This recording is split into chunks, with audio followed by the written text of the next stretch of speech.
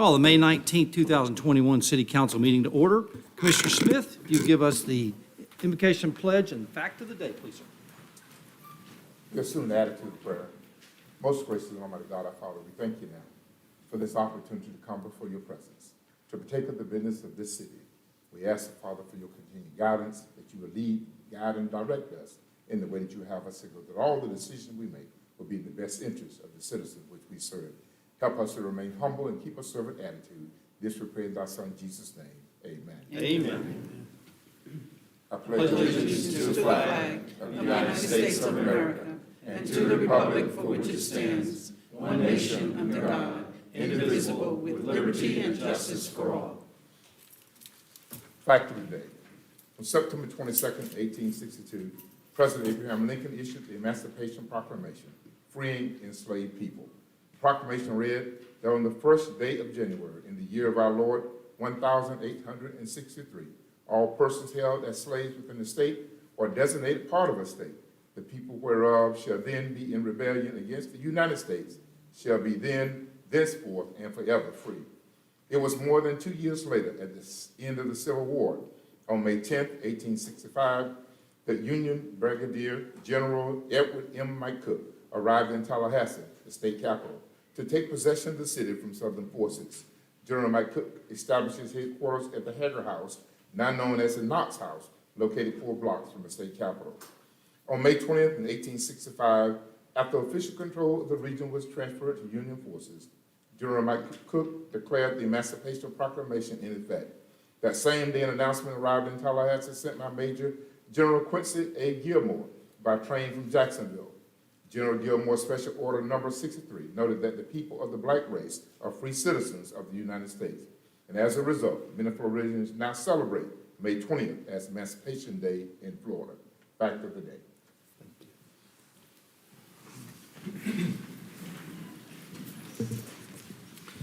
Okay, for the minutes, Susan, did we get those added into the? Yes, okay. So there were some corrections on the minutes to reflect the the helicopters, and so it should be in their minutes. So with any other further adjustments to the minutes? If not, look for a motion to approve. Well, on the minutes that you had,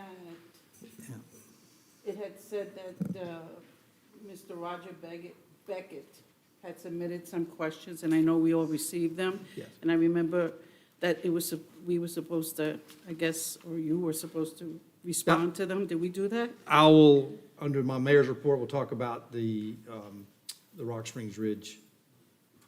Oh, okay. Yeah. If So moved. Move to Second. approve by Commissioner Bankson, second by Commissioner Becker. All those in favor? Aye. All opposed, motion carries unanimously. Edward, any changes to the agenda? Yes, Mayor, there is one change to that staff would like to request. For item on consent agenda, item 10, staff would request that we move this item to the last item under business. This is the awarded contract, RFQ 2021-05, the pavement condition assessment. We're asking that move this to the business section for further action. Okay. With that, any other of the items need to be pulled? If not, look for a motion to approve. Excuse me, I'm sorry, that's just Jumped ahead. moving that, okay, down to number 5. Okay. First up, presentations. We got Bill Airsmith. Come on up, and I'll let me lead into this. This is kind of an interesting story, and I think exciting as well.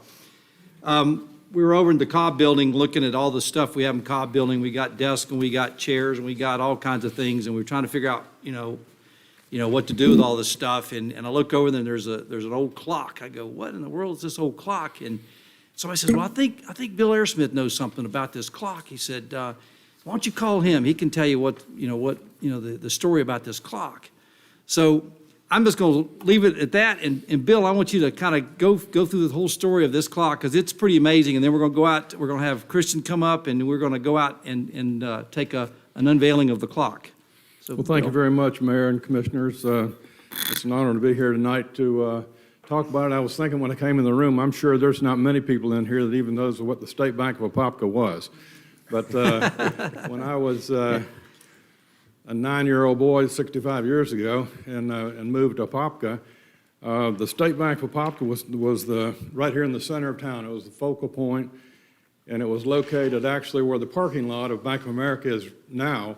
That's where the State Bank of Apopka was, and it had this beautiful clock on the building there, and it was everybody just told time by the State Bank of Apopka clock.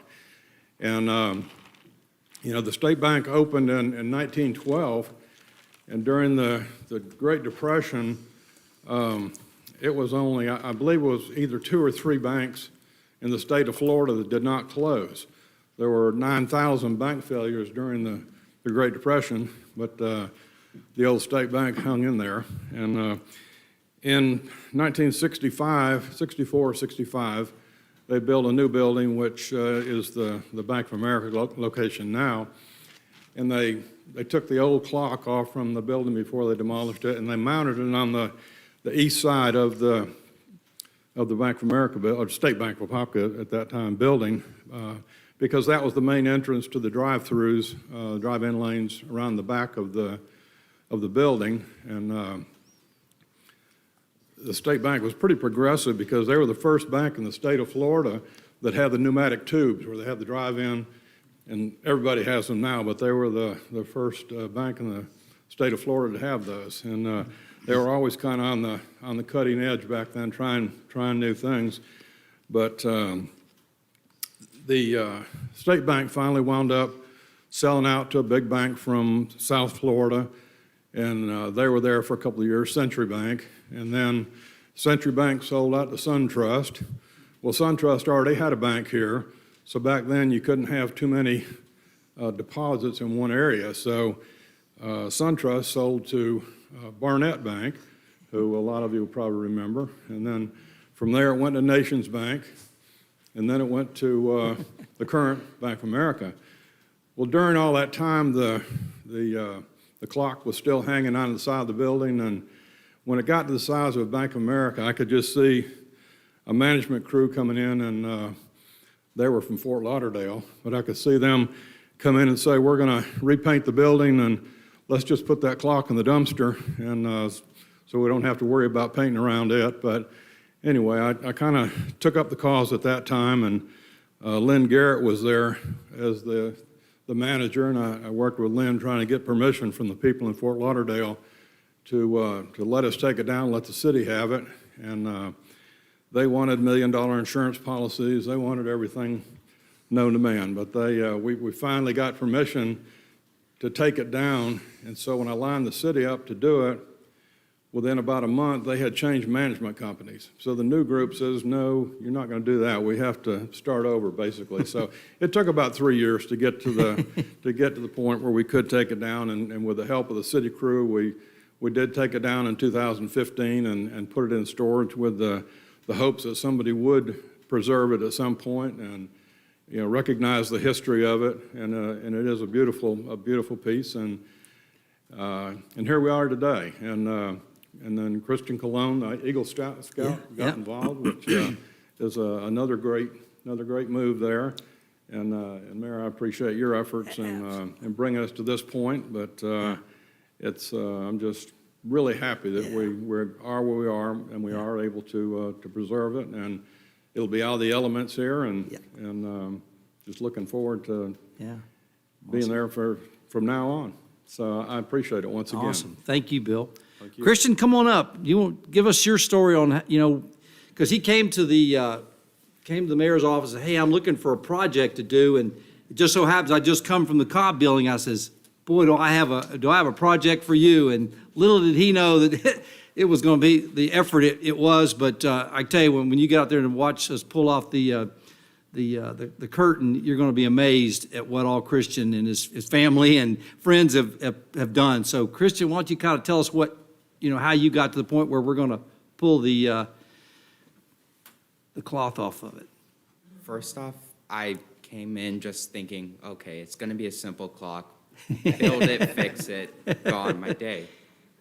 After figuring out that it's a massive 6-foot-tall, several hundred-pound clock that changed. After a few months, I managed to actually be able to transport this clock to a location where I can work on it. After opening up the clock, seeing all the wires frayed, all the basic pieces that were broken and aged all this time, I realized it was going to take more time. Finally, after a few months, we were able to remove the oxidation. We were able to coat it so it doesn't oxidize any further, and we were able to replace the internals, electricity, and allow it to work once more. And then we brought over to City Hall, made it a stand, and that's where it sits now. Well, in the motor, they replaced the motor in the clock with the original clock motor. So the company's still in business, since like 18-something. I mean, so over 150 years old, the clock company's still in business, and so that makes it really special. It's not a Japanese movement. It's the original movement. So anyway, it was, labor of love, and I tell you, family was all committed to making sure this thing happened, and Joe helped out to make sure we got it done right. And so with that, everybody wants to come out. We're going to take a real quick peek at this. We're going to unveil it and just show you how amazing this clock really is. Kristen, you want to?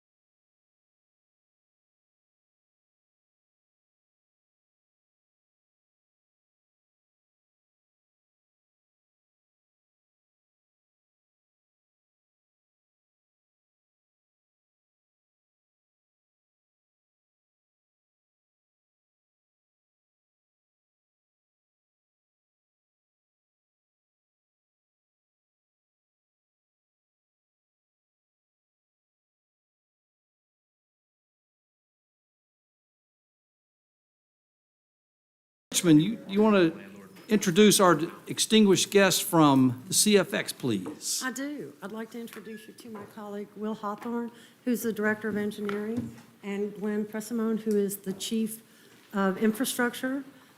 Will is going to give you, he's going to show their 2045 master plan, and then I think Glenn and Will both said that they would take your questions. Okay. And any comments that you would have.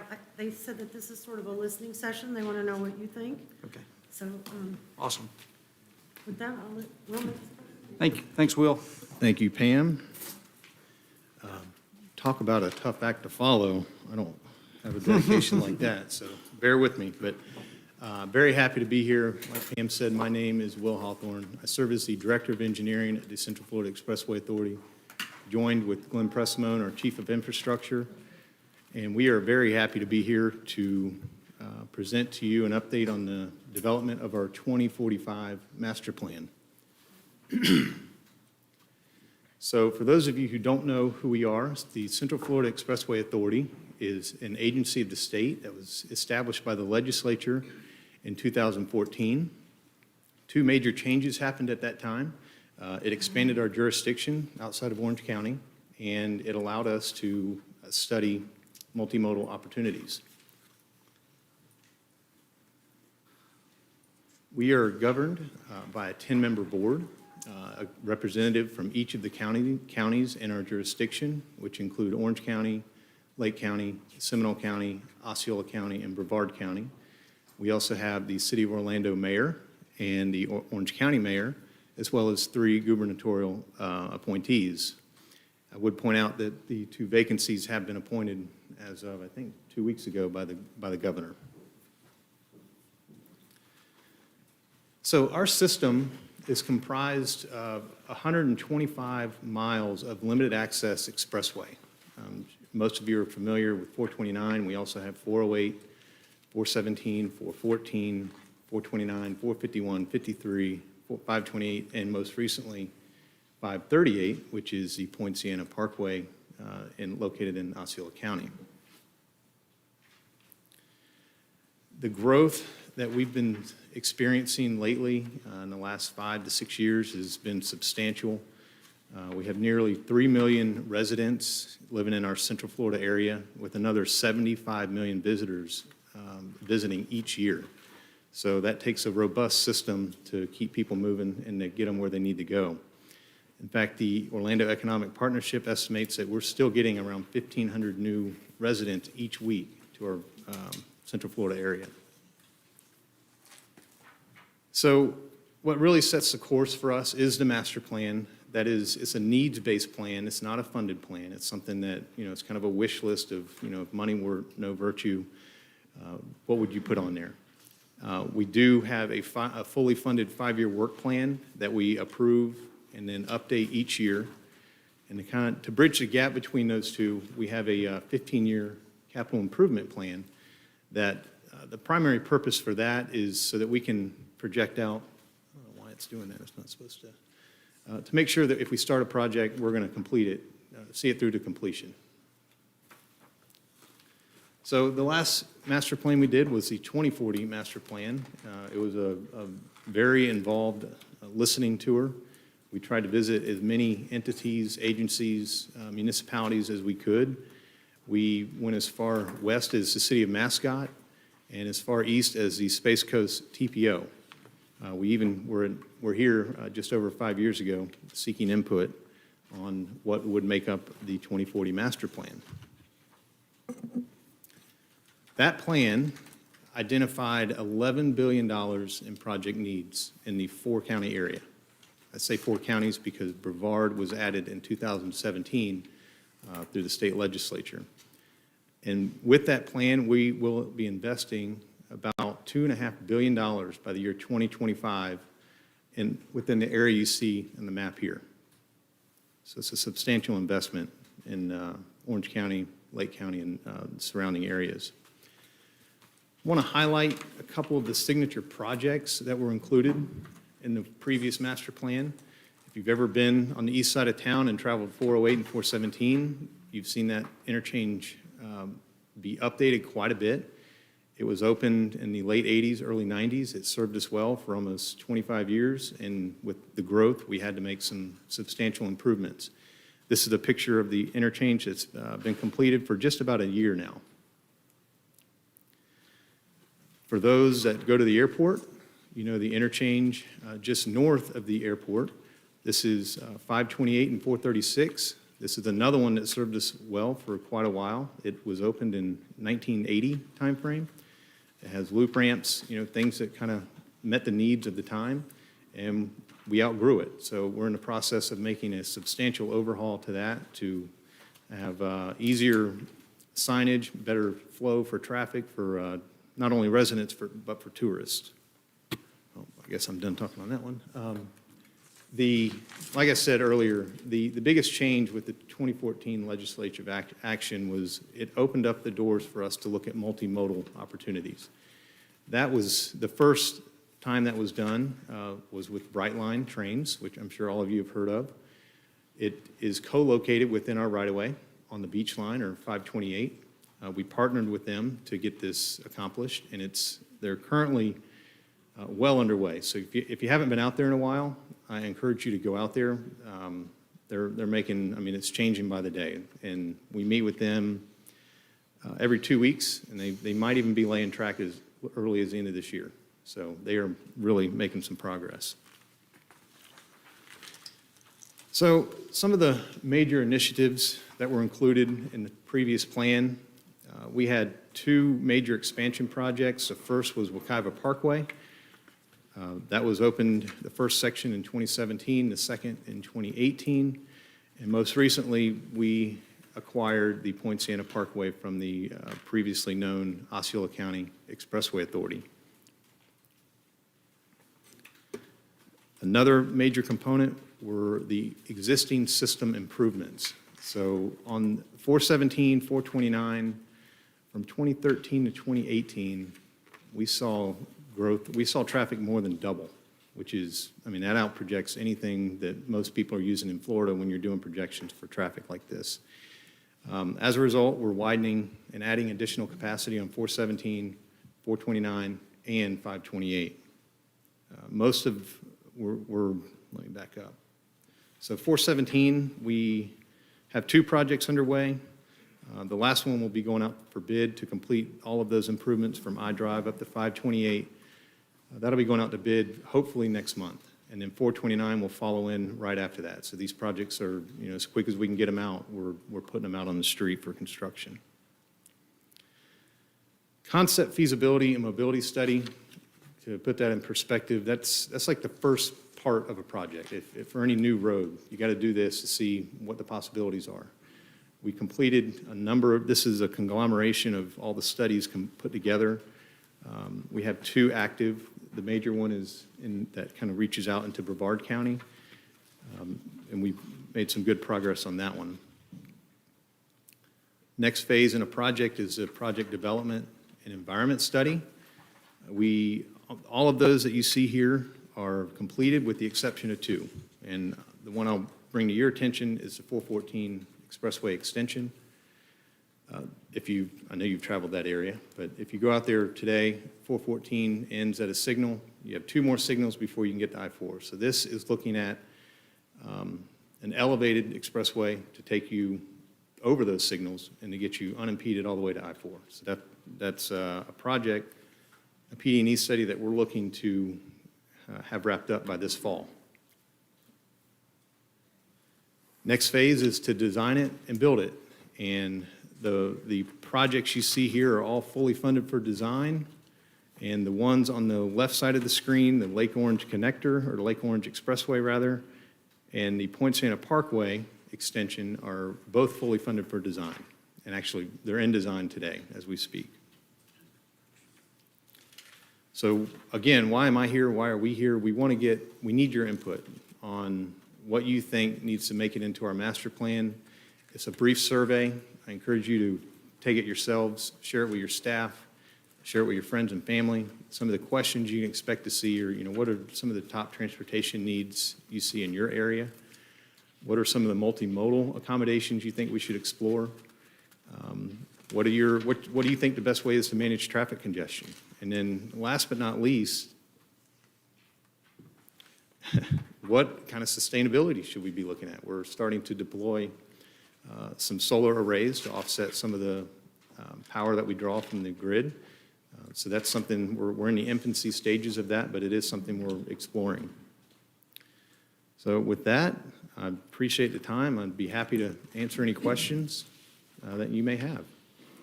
Commissioner Velasquez, any questions? Well, today I actually went to the grand unveiling that they had over at Lake Nona for the maintenance depot. That was really interesting and kind of all the partners that were involved in it. It was really impressive.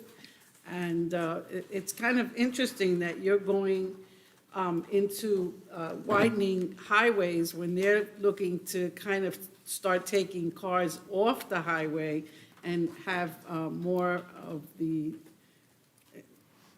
rail be Right. more the preference for people to get to and from locations. So it's interesting.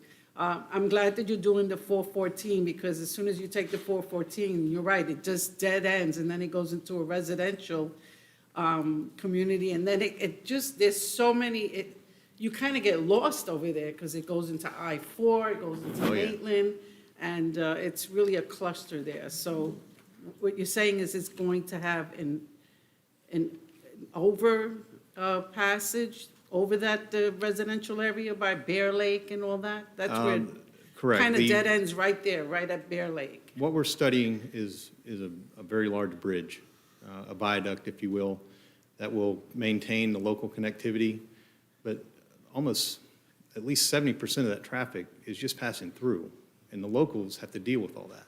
So if we can get that out of their road, that frees up their commute, and lessens their travel time. And it frees up those that are just trying to get from, 429 to I-4. So the option we are looking at is elevated. It's a tolled connection, but the local connection will remain. I mean, it'll be slightly improved to accommodate any improvements, but it will remain as is today.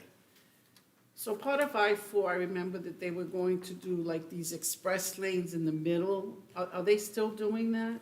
They are. Where, and that was going to be a toll road, while the outside roads were going to continue to be non-tolled. Are they still doing that? They are. They have they call them general use lanes on the outside, which Right. for the most part are pretty much open today. I mean, they've made some pretty big improvements trying to get those open. And then the inside 2 lanes in each direction are supposed to be express lanes. So are they in operation now? It's been a while since No, I've I taken don't think those are I-4. open yet. No, not yet. Not yet. So. Commissioner, Yeah, really touched on some of the same areas I was looking at. With the growth of the Sanford Airport and a lot more travel going there, it would just be nice to have a way to get over there. So if that 414 can connect at least directly to I-4. Because if you go around the Longwood exit, you get on those, that 2-lane road, it can take a while. So that definitely is a welcome plan there. And just a question on the Bright Line, how far does that extend, the service to that? The Bright Line, they call it Phase 2. They currently end in West Palm Beach, and Phase 2 is West Palm Beach all the way to OIA, or the airport. I don't know the mileage offhand, but it's the biggest leg they've done yet. And what kind of a speed is that going to Ooh, operate at? I think it varies where you are in the corridor. I've heard speeds as high as 80 to 90 miles an hour. Forgive me, I'm definitely not a rail expert. Not yet, at least. Well, again, just that, like the 408, it's just such a great connector east to west, and to have something on this northern side to do the same would Absolutely. really, really be great for the long term. Thank you. Mr. Smith? Well, we're appreciative of what you're doing with the So I 429. got today. But if there's some way you could do a flyover with the 441, that would be helpful to us. A flyover with 441. Yes. Where? Elevated, so the traffic that's coming through, Oh, through Apopka? yes.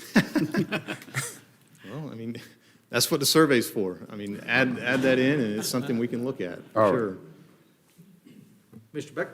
Yeah, I mean, selfishly, I'm excited about 414. My office is in Maitland Summit, so as soon as you you're get one that of the done, I'll be through very trips. happy man. What'd you say? You're one of the through trips, so Yeah, that it would yeah, benefit. exactly. No, I mean, this is good stuff. It's funny that you comment on it, more than doubled the volume on 429, a lot quicker than you anticipated. So I was wondering, did you all factor that in, knowing when the Wekiva Parkway does connect all the way through? Did you all contemplate being a little bit bearish before and being a little bit more bullish on the volume after that gets connected? Yes, it's something we're constantly monitoring year to year. We had the recession that kind of slowed things down, and we quickly climbed back up to where if we had a straight line projection, we were, right where we should have been, and then it's kept going. With these projects, something that'll be pretty, kind of a first-time thing for Florida, and they're doing it elsewhere in the country, but we're going to have something at our disposal in the future. We're going to put all the infrastructure in today, but it's called part-time shoulder running. And a lot of the problems we have are peak hour. You travel from 10 a.m. to 3 p.m., you're getting where you need to go. It's the 7 to 9 or 7 to 8:30, time frames, and when you're trying to get home that you really have this slowdown. So something we've done with these widening projects specifically to 429 and 417 is when that additional capacity is needed, we're not trying to keep you at highway speeds, but we're going to keep you moving. I mean, we can open up that inside shoulder, and that's another lane of capacity that we can use for 30 minutes, an hour, whatever's needed to keep, the backups from really building up. So that's something that, kind of an insurance policy that we've tried to build into these widenings, not knowing, knowing that growth is just, it's growing pretty quickly. Not So- flat, for sure. Oh, yeah. All good. Okay, So- yep, we had a nice meeting over at the office with Glenn and Laura and Will, talking about, some of the things that we'd like to see. And one of the things I brought up is could we put in a clover at somewhere around the hospital, that we've got off ramps, but no, we'd like to be able to look at some way of adding some additional on ramps to get onto the expressway. And I said, if we're going to do anything, now's the time, because as all these properties come up for sale and they're starting to put it into design, if we're going to ever get right of way to do those things, now's the time. And so I know that, Glenn and Will are, they're, we'll take a look at, what opportunities are there in that area that we could add some, some kind of a. Absolutely. Ed, I'm glad you brought that up. We've been working with Pam Richmond, and we actually have a meeting set up next week. We're looking at the possibility of, we call them slip ramps, to and from the north off Binion Road. A lot of undeveloped property out there. As you said, development plans are probably coming in as we speak for those properties. So it's something that, was brought to our attention. We're taking a look at it, and we'll see where it leads us. Awesome. And one other question, the 429 where it connects to I-4 on the north side, when is that anticipated to finish? Because initially it was 2021. I think that's DOT, so I don't want to commit them to anything, but I'm hearing 2023. They're moving fast. The interchange at I-4 is a monster project. But I drive through it every 2 weeks, and it changes every time, which is a very good sign. I know that, they're in the final stages of Section 6 over the river. It's a priority for sure for them. I want to say by the end of 2023. Don't quote me on that, though. Because that actually does affect us with our development on the north side, so that'll be wonderful when that gets finished. So, well, again, don't forget to take the survey. We Yeah. do We'll- value the input. Rob, if you'd let Kelly know, we'll put that up on the Apopka Yeah, that'd be website great. as well. Yeah, I'd love to help It's you, a so. pretty short address. It's just cfxway.com Yeah. /master-plan. Yeah, CFX has been a great partner with the city of Apopka, and we want to continue that partnership and look to grow it. So thanks, guys. Appreciate y'all coming Thank out you. tonight. We value that. Thank you. Thank you. Okay. Sure, go ahead.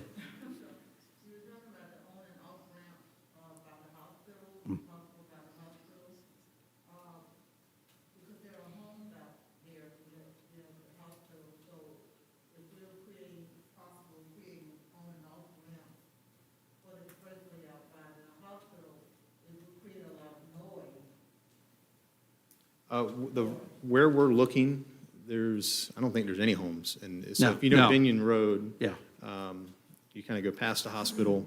Yeah. It's where 429 goes underneath Binion Road. Yeah. And there's a house there, but I think it might even be demolished right now because it might be under development. yeah. Noise studies are something we look at with any capacity improvement. So it's something that we have to do for state requirements.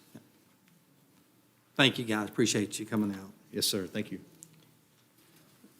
Okay, next up, Jim, you or Bobby? Are you doing? I'm doing Okay, this, all right, yeah. cool.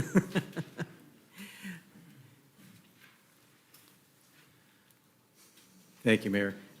Just a short history on the Kelly Park interchange and the form-based code. This is requested from the last meeting, kind of give you a quick summary. Back about 25 years ago, there was a big push to protect a lot of the property up in where it had been envisioned for the roundabout going around the main metropolitan development area. And as a result of that, the Wekiva Parkway and Protection Act was enacted by the state of Florida in 2004. Part of the requirements for that were that the local governments did have to work together to develop a plan that did have to be adopted by the state and also by the county and the city of Apopka. As a result of that, what we ended up doing back in 2011 was actually adopting the Kelly Park interchange in the form-based code. The form-based code was actually adopted in 2017. That was 2011. It took a few years, a little bit longer than what it was supposed to. Supposed to be within 2 years, a 2-year period, but in 2017, we actually did adopt the form-based code for the Kelly Park interchange, which included let me pop forward real quick, a 1-mile district going from the Kelly Park interchange here. This is Kelly Park, and then Plymouth Sorrento's right here. And then the 429, of course, comes up from 441, just west of downtown. So let me back up a little bit. Just want to give you a little bit of perspective. But that is a 1-mile radius going out from the center. We actually measured it a little bit more accurately after this was actually adopted in our comprehensive plan, and it's a little bit shorter. It doesn't actually go north of Ondich Road, and it goes just to Appy Road on the south side. So there were quite a few different requirements that we put into the form-based code. These things were elements that we wanted to make sure that what we got was something, and it was comparable to what Baldwin Park Celebration and Winter Springs Town Center actually had. One of the things that this didn't have, though, was one property owner or two property owners. There were multiple property owners, one entity that was actually part of a development of regional impact for the area.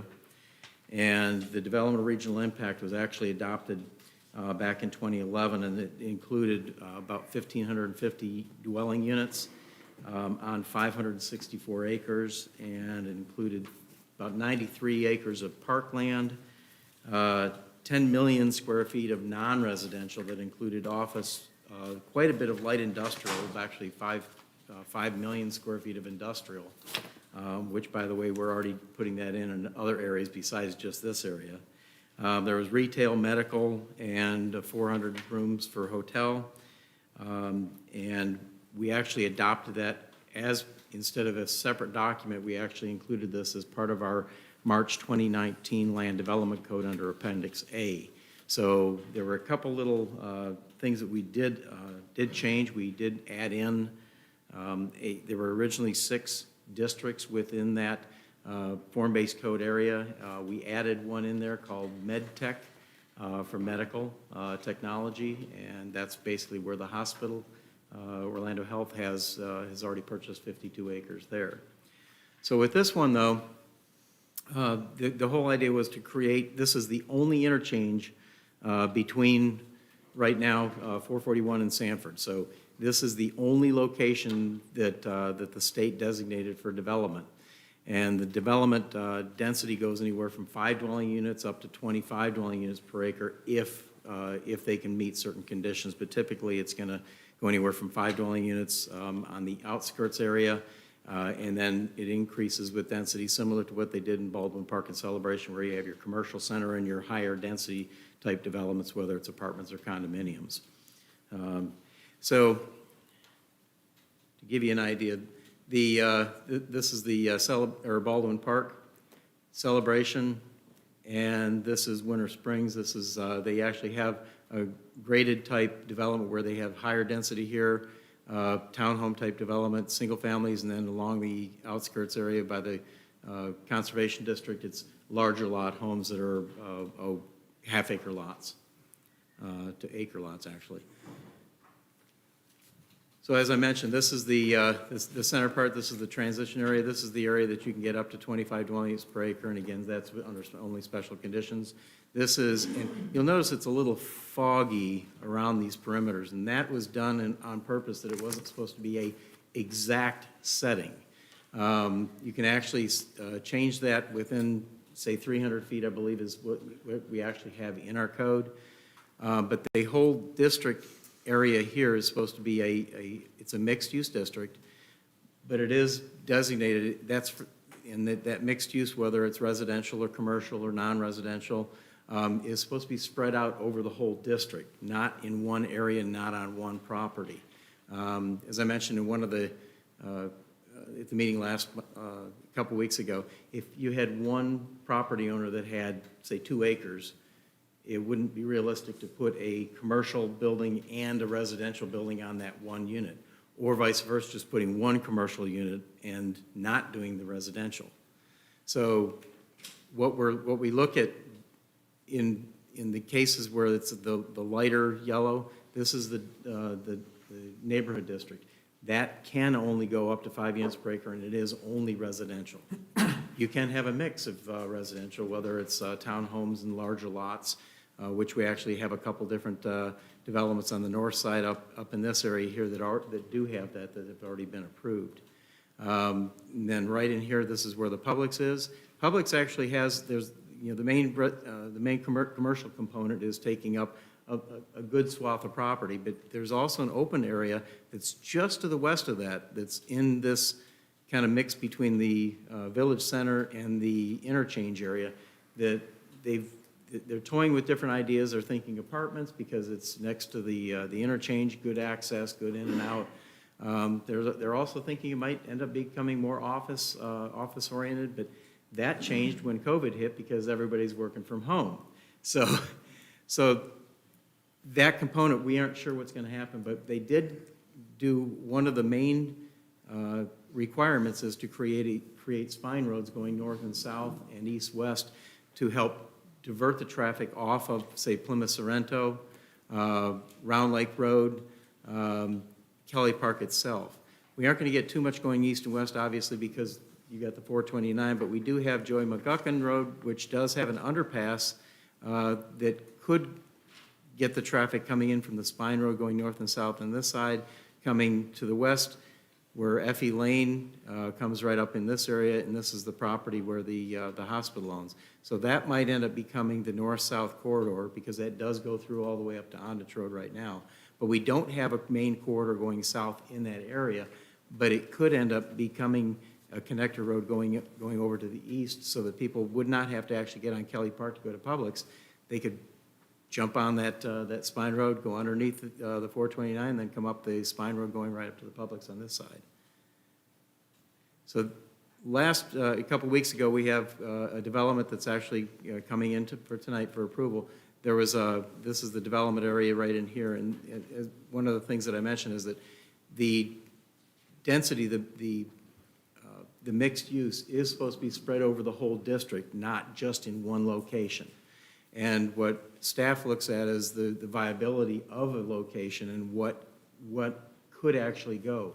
One of the things that we wanted to avoid is doing what we call spot zoning, where you put a commercial unit where no commercial is or should be.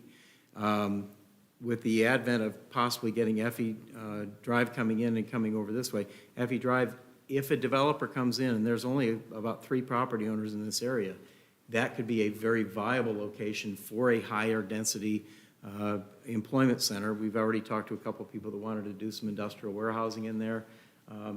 And that might be a very good location because it could get on the 429, have access going to the north and the south at that location. And as I mentioned in the DRI, they had over 5 million square feet designated in the development of regional impact.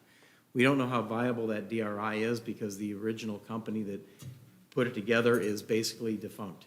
And so there's some property owners that want it, there are other properties that don't, but there's a list of about 10 to 15 things that have to be done before they can do any development in there if they're going to take into conjunction with into consideration the development of regional impact parameters that are needed.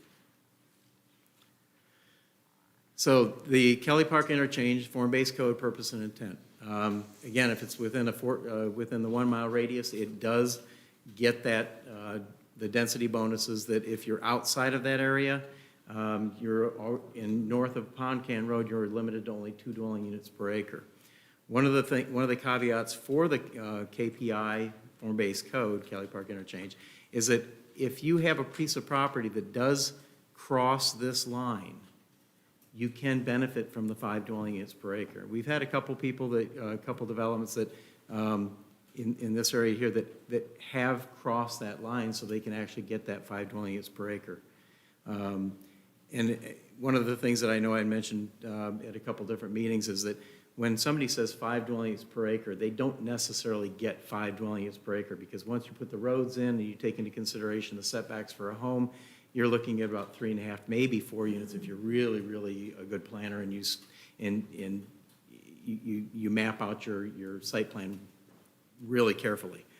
But again, it's probably going to be closer to about 3.5 dwelling units per acre.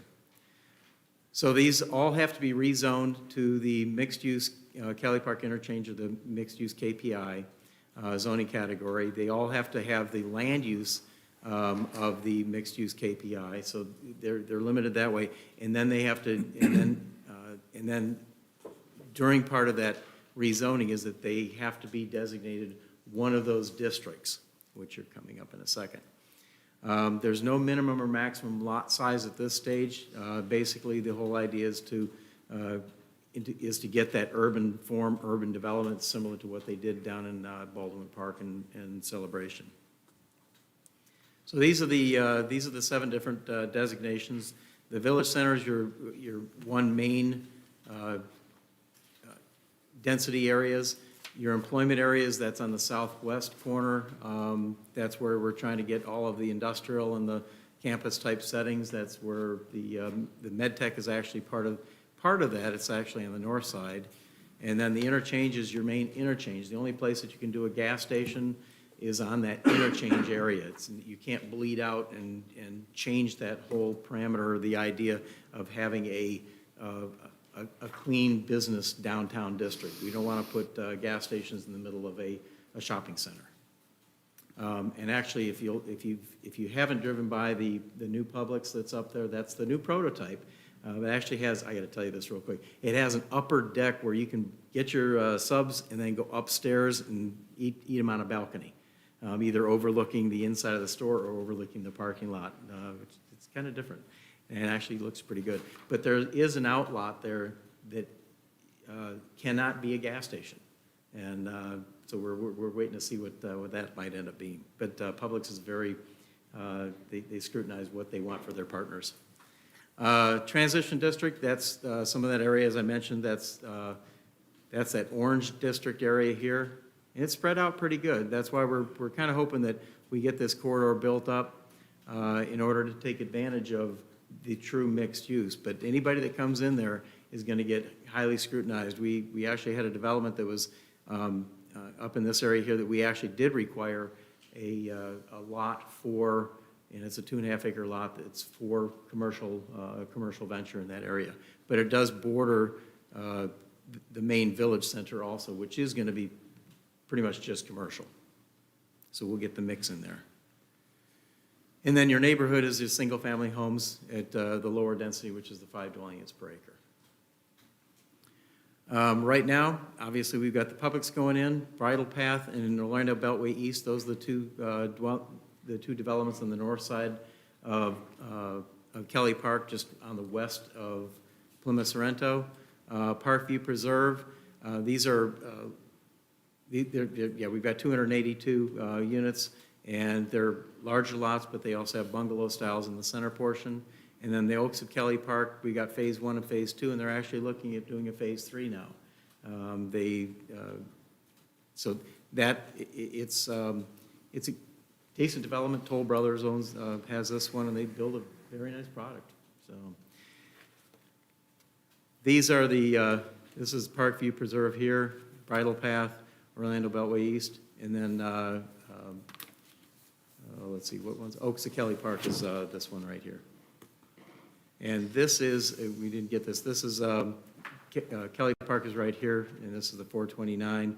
Publix is right here, and this is Plymouth Sorrento Road. I could blow that up, it'd be a little bit easier. But and one of the things that I mentioned is there's a few really big parcels that are part of the development of regional impact, and those are the ones that are probably somebody's gonna snatch those up and build a really good development out of them that's going to be a mixed use because they do have frontage on Publix, on Kelly Park. And that's our main information there. All right. Commissioner Becker, you want to start something, questions for? Yeah, I mean, first and foremost, we need precision on that circle. I mean, I agree. I mean, if you all say that you've redrawn the line and that we have precision on where the borders are on those circles to eliminate the fuzziness, that needs to happen. Well, Right. the fuzziness is meant so that you don't have exact locations because property lines and the developments do buy different properties in different sections. I know, but each plat, based off of the property appraiser's website, we should be able to point to each piece of land and say, are they in and out of a certain color? Well, okay. How are we not able to do that? That's- Like, if a developer is coming to this map and this is their only guide to knowing which overlay district that they live in, and there's fuzzy borders, I mean, what is that? Okay, the whole idea behind this was that it wasn't exact. That's why in the code, it talks about a minimum or a maximum 300-foot difference. But if a developer came in here and had this property here, and then they bought the property on this side over just on the fringe area, you'd end up doing what they did over in Rock Springs where you split a property and tell them you can do this on this half of the property, but you can't do it on that half of the property. So the whole idea was that it's supposed to be flexible. It's not an exact line. But the 1 mile radius is an exact line. Now, Sure. if half of it's in and half of it's out, it's in. It's in, But- right, that was the but no, original, I would agree yeah. with Commissioner Becker is that the 1 mile radius needs to be firmed up so Correct. we know who's in and who's out of the. So- Yeah. And I agree completely with that. This is, right now, we are honoring this line, which is in our comprehensive plan, as the main line. What I do want to do is when we redo our comprehensive plan, we're going to be working on that this year, is to take that point, which is supposed to be the center, and utilize that as the main line, and then change this map so that it actually is that 1 mile, and then give a little bit more Clarity. change for this transition area, because the transition area over here, it's not realistic, bless you. It's not realistic because of where all this property is up here. But I agree, it does need to be formed better. Okay, so I picked up on something that you said, and it gives me pause again, because I always feel like I get to a good spot, then something's said, and I'm like, okay, I'm back a couple pegs. So you say on the orange section, the transition overlay, Yep. it wasn't meant to be on a per piece of property basis, rather the orange blocks in totality. Correct. Meaning, if I built all of that residential And the last person that came in to buy the last piece of property in that orange section would then be forced to build the only piece of mixed use part of the transition overlay. Is that what you're saying? No. Okay, so clarify that for me, because that's how I interpret it. Okay, remember Plymouth Sorrento is your main corridor. This whole area, and it's about as far north as the Village Center area, this is going to be the high scrutiny area where we are going to require a true mixed use where you have either commercial and residential up above, or you have commercial that runs back from Plymouth Sorrento and from the, on this side, and then also off of Kelly Park. So that's in your head, but again, I always have to anchor myself into black and white text. Our You would come in code, and talk to us. You don't assume anything. The developers do not assume anything. They come in and talk with us. again, yeah, right. So where I sit as a city commissioner, and I'm looking at our lead-in packet on any given piece of business, and I want to go back to our code, which I always do, Yep. and say, does this pass the smell test based off of what's written in black and white text in our code? What you just described is you're going to require them to do that, but is it in our code to do that? Like, I want to be able to talk to people and say, yeah, the orange section, you have to have this type of mixed use because it's classified as mixed use. And you're saying, you're pointing to the Kelly Park Road and saying, well, we really want to have it here, but does our code prescribe that, having it there? It doesn't say exactly this area, but it allows us the context to be able to say, yes, you have to have that there. It's an or type statement. It talks about single-family, large lot development, and then it also talks about a mixed use. So the mixed use can go in this area, and the or can be down in this area or up in this area. Yeah, I won't belabor the point. In other areas of our land development code outside of the KPI, we have very more specific guidelines around mixed use, meaning if it's over 40 acres, you're really trying to drive the percent residential versus the percent non-residential. And oh, by the way, if it's over 40 acres and it's not on an arterial or collector road, it's not subject to those specifications. I want to be able to speak in those terms, and I can't when I'm pointing to a fuzzy map and it doesn't say anywhere in our transition overlays to say mins and maxes on these things. I agree. That's one of those things that we've got to correct in our land development code and especially the comprehensive plan so that it is a lot more specific. And if it is a certain number of acres, that you have to have a specific percentage for non-residential versus residential. I agree completely. And I think a piece of It's a business work that in will progress. right, and I think a piece of business that we'll contemplate later that probably led to some of this conversation now. There's things within our code that gives you a certain amount of discretion too, and I get that. I want to have a more prescriptive language in there, and then the caveat being, as the community development director, you have some discretion to say, I'm looking at market need, market demand, and I'm making a recommendation as the community development director comes directly on to which you that all. is. Yeah, that's one of those things, I know there's a couple things in there, which just about every code I've ever looked at has some discretion for the community development director, but one of the things that I've always told our staff and anybody that comes in asking about that discretion is if it seems a little overboard, which sometimes it is, I just say, we'll take this before Planning Commission and City Council. Because I don't want to make a decision that you have to live with that isn't comfortable for you too. To Commissioner Becker's point, what if we looked at least every property that borders on Kelly Park or Plymouth Sorrento, either side of the road, be a mixed use, at least the property that's on one of those two roads, and then at least that would be mixed use, and then you could go, when you get past one lot, north, south, east, or west from those, then that's where we have more discretion. But if you want to make that a strict mixed use on any property that borders Kelly Park or Plymouth Sorrento, would that be kind of a? Yeah, I mean, give you- I think what I'm getting at is, like on the business that we'll contemplate later, again, I think there's, I like how the non-KPI piece of our code is written. You have your allowable use, so call it single-family, townhome, and then other uses. And if it's a small property, to your point that you were saying before, if it's 2 acres, you can do all one sort. You pick. You can pick any one of those 3. Here you go. You just have to adhere to the buffer requirements and all those other things. And then under the language in the table below it, it talks about, well, if it's over 40 acres, you've got to have 60% residential. Or within a Or- distance or something like that from the main corridors. Yeah. That's what I'm saying. That's what we're So looking get to at. that point, and then that allows the developer to have some discretion, you to have some discretion, and then we as the council are your final checks and balance. But again, a personality like me, I want to go back and look at the detail. Yes, yeah. I'm a nerd about the detail. That's what we're looking at. And we've got our, the glitch amendments that we're working on. As I mentioned, we're actually working with the East Central Florida Regional Planning Council to help with our comprehensive plan update. And those will be those opportunities that we have to kind of refine some of these areas that really shouldn't be necessarily transition. That's what I mentioned at the last meeting, is that this area probably would be more like a 5 dwelling unit per acre. Same with this area over here. As you get closer to the interchange, that's where you get the true transition, like you mentioned, Mayor.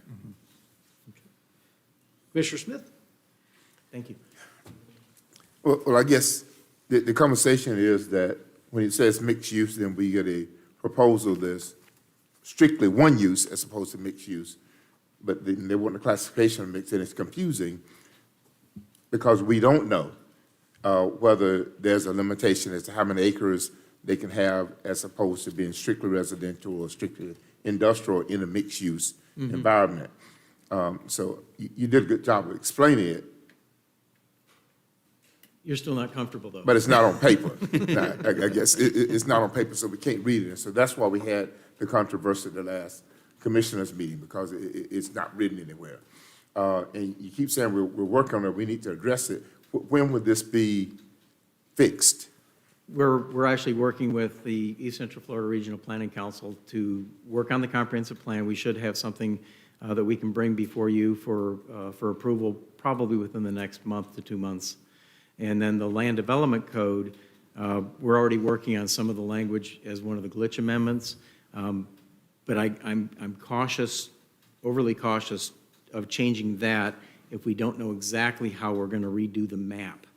But the map will end up getting redone. It'll be closer to that 1 mile radius. We had a couple different property owners up off of Ondich Road that were zeroing in on where they lived. And they did not like this map because it included their property in that, in this form-based code area in the KPI district. And the actual mile is just shy of where he actually lives. And so he was a lot more comfortable. Plus, it's the Appy Road is kind of a nice southern boundary, and that's within that other mile that we have in our land development code, actually. So I'm hoping we can get everything started within the next couple months. And if I need to update our land development code because this is part of it, I can do that and get some of these more designated numbers that Commissioner Becker had mentioned that we can rely on. And that includes the map? Yes, yeah. All right. So should another developer comes in prior to you getting those corrections, so we'll be back in this same scenario? It's possible. If something came in this area here, we'd probably look at it a little bit more thoroughly because it does have that option of that north-south corridor coming down from Effie Lane, or Effie Road.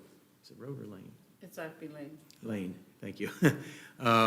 So that's going to get a lot more look-see, and then also going up to Ondich Road. That whole area there is definitely going to get a lot more scrutiny than some of these fringe areas. If somebody came in off of here, they're going to probably be over closer to Effie Lane. So we don't have anybody there yet because there's no water and sewer lines up there either.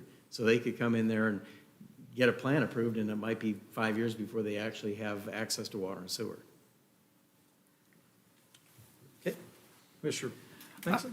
You've parsed it out pretty well, so I won't belabor it. But I agree that the main arteries need to be the focal point and going out from there. We've got to make sure to protect so that, we need the houses, like Publix, they want a certain number of rooftops. So we're filling those spots, but we need to protect the land mass that we can get in the shopping, dining, the things that we want to see, again, as the 429 connects, and this becomes a major thoroughfare, then we'll start seeing that come. So I just want to make sure we're protecting that.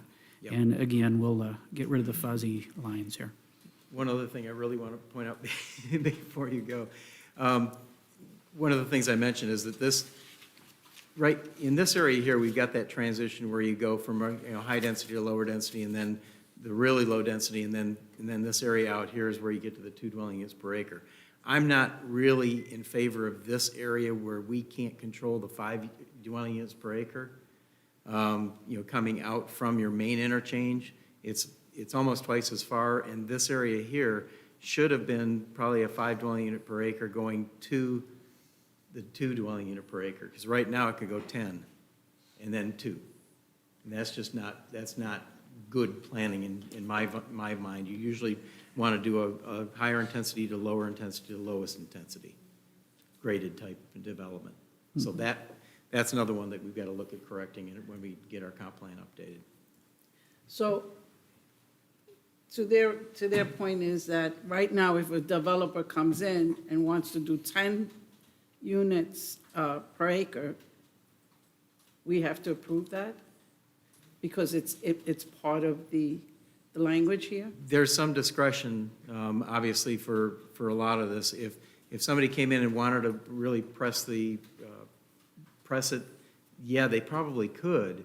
But again, I'm always a believer that the city council still has that discretion to say, we want something a little more matching for, say, the properties over here. If there was a development that came in here that had some single-family lots that were 70 or 80 acre or 80 feet wide, we want to match that similar to what we do in the rest of the city, and then build the density going towards the interchange itself. And the developers, a lot of them are pretty conscientious of what they have around them, and they work at doing the higher density in the middle, and then surrounded by the less dense product on the outside. That's actually what they did with the development down here. Show me where Kelly Park, Oats of Kelly Park. That is over on the east side. Let me go forward real quick to the map. That's this right here. That's right on the fringe. Okay, so that's a concern because we have rural areas in that behind where they want to go with phase They're 3 back up and in this 4. area here, but we do look at protecting the rural areas. This is not one of those areas, though. And this has already been approved. They're looking at adding a phase 3, as I mentioned. They're actually developing. If you go up on Kelly Park, they've got the sign, the signs there, and it's already going. Do we have anything for that yet for phase 3 and 4 over there? Phase 3 was being, I believe the annexation of the land use was done at the last meeting, first reading. Okay, so you know what, I'm not going to take up your time with that, but I will see you regarding that because Sure. I was actually on the property today of where they are joined with, which is rural. It's a family there. So I'll talk to you about that. Okay. Great. Thank you, Jim, appreciate Thank you. you. All right. Thank you. This actually helps us with the direction also in terms of what we were looking at, that we weren't off the line, so. Perfect. I appreciate it. Thank you. Okay, Susan, public comment? Oh, where's Pat?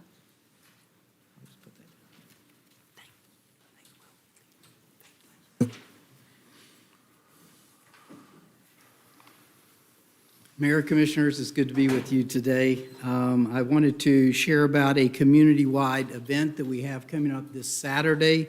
It's called Parenting in a Digital Age.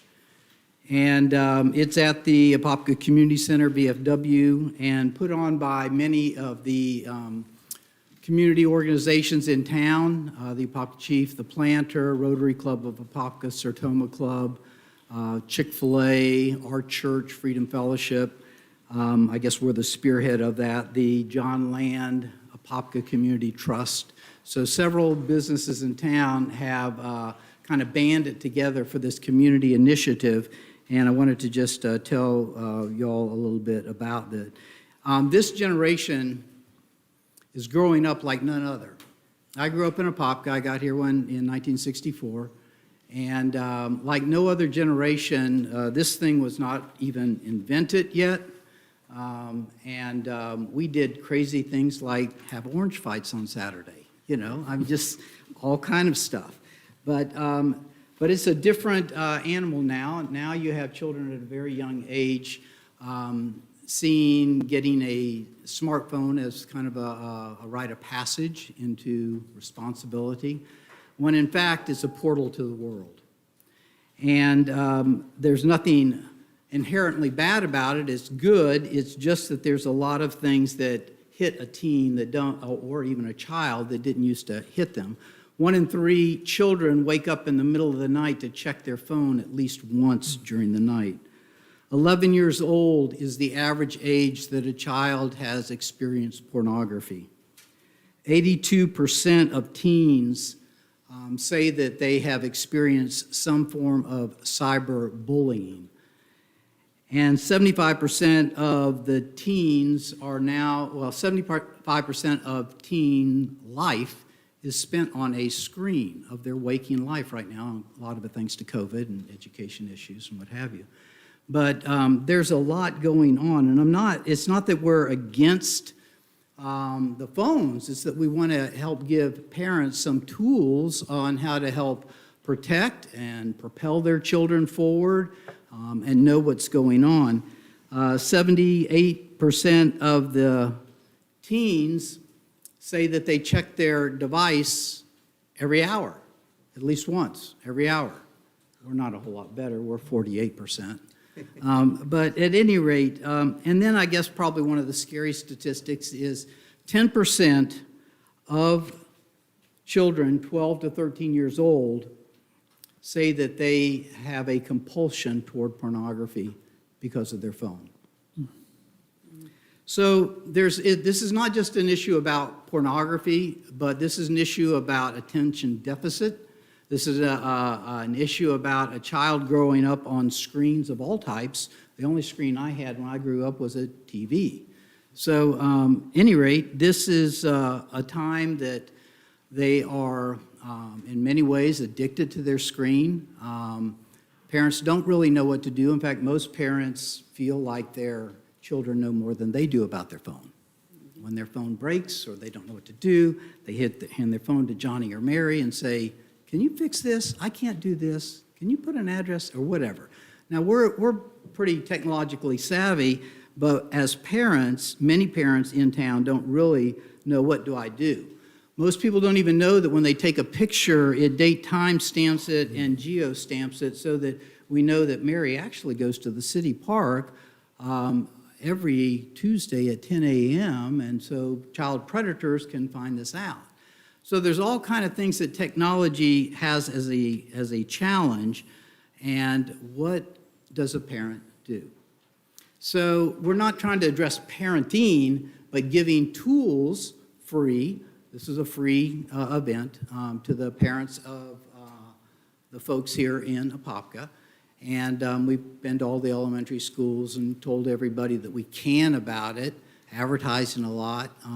But I just wanted to make the city aware. We're very thrilled to be in the city. I'm, as a pastor of Freedom Fellowship and business owner in this city for 2 decades, I can say that this is home, and we want to do what's right by helping parents be able to be equipped so that their children don't get derailed. I mean, to me, this is an issue of protecting your child from being derailed so they can become who they're supposed to become. There's a lot of cool people out there, whether they're engineers or whatever they are, and you can get derailed because you don't know how to talk to somebody because you're always on this. You have no social skills. And so there's just a bunch of different things. This is not just a seminar about pornography. In fact, it's just a real tool-driven thing. It's not a churchy-driven thing. And so We just have put together a lot of research, want to present that in that 3-hour time from 9 to noon. This Saturday, it is free, but if people would go to parentinginadigitalage.com, it helps us to produce enough books. We're going to give resource books, where to get all this stuff so you don't have to write all the notes. We're giving away $300 to $500 worth of free stuff. So hopefully people will avail themselves to this. Like I said, it's free, there's no cost, but there's a great benefit on helping to protect your children and also prepare them for a good future so that they don't get derailed. Thank you, Pat. Thank you. So 9 to 12, the VFW? Yes, Great. thank you. Thanks. All right.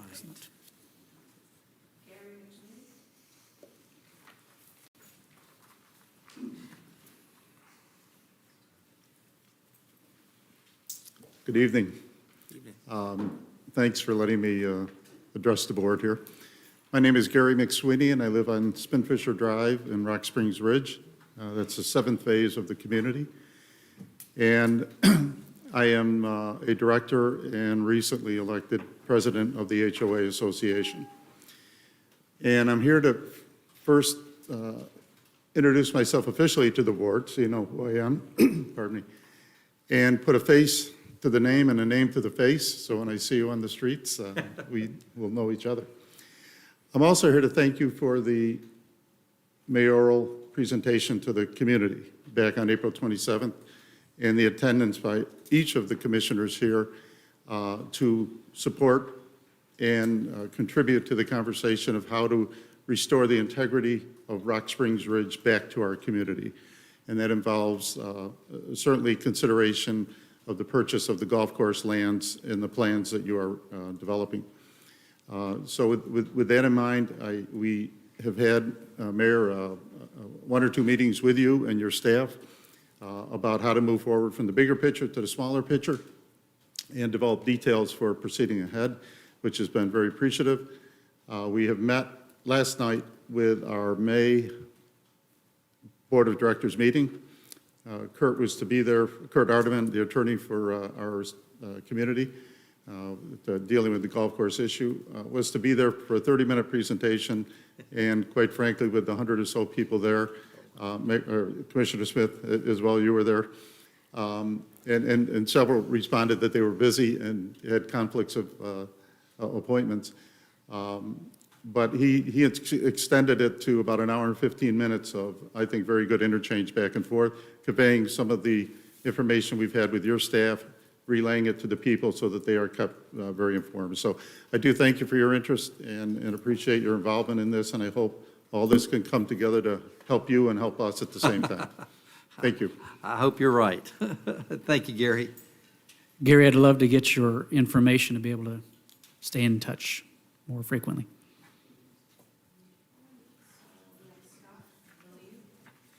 Scott Blue.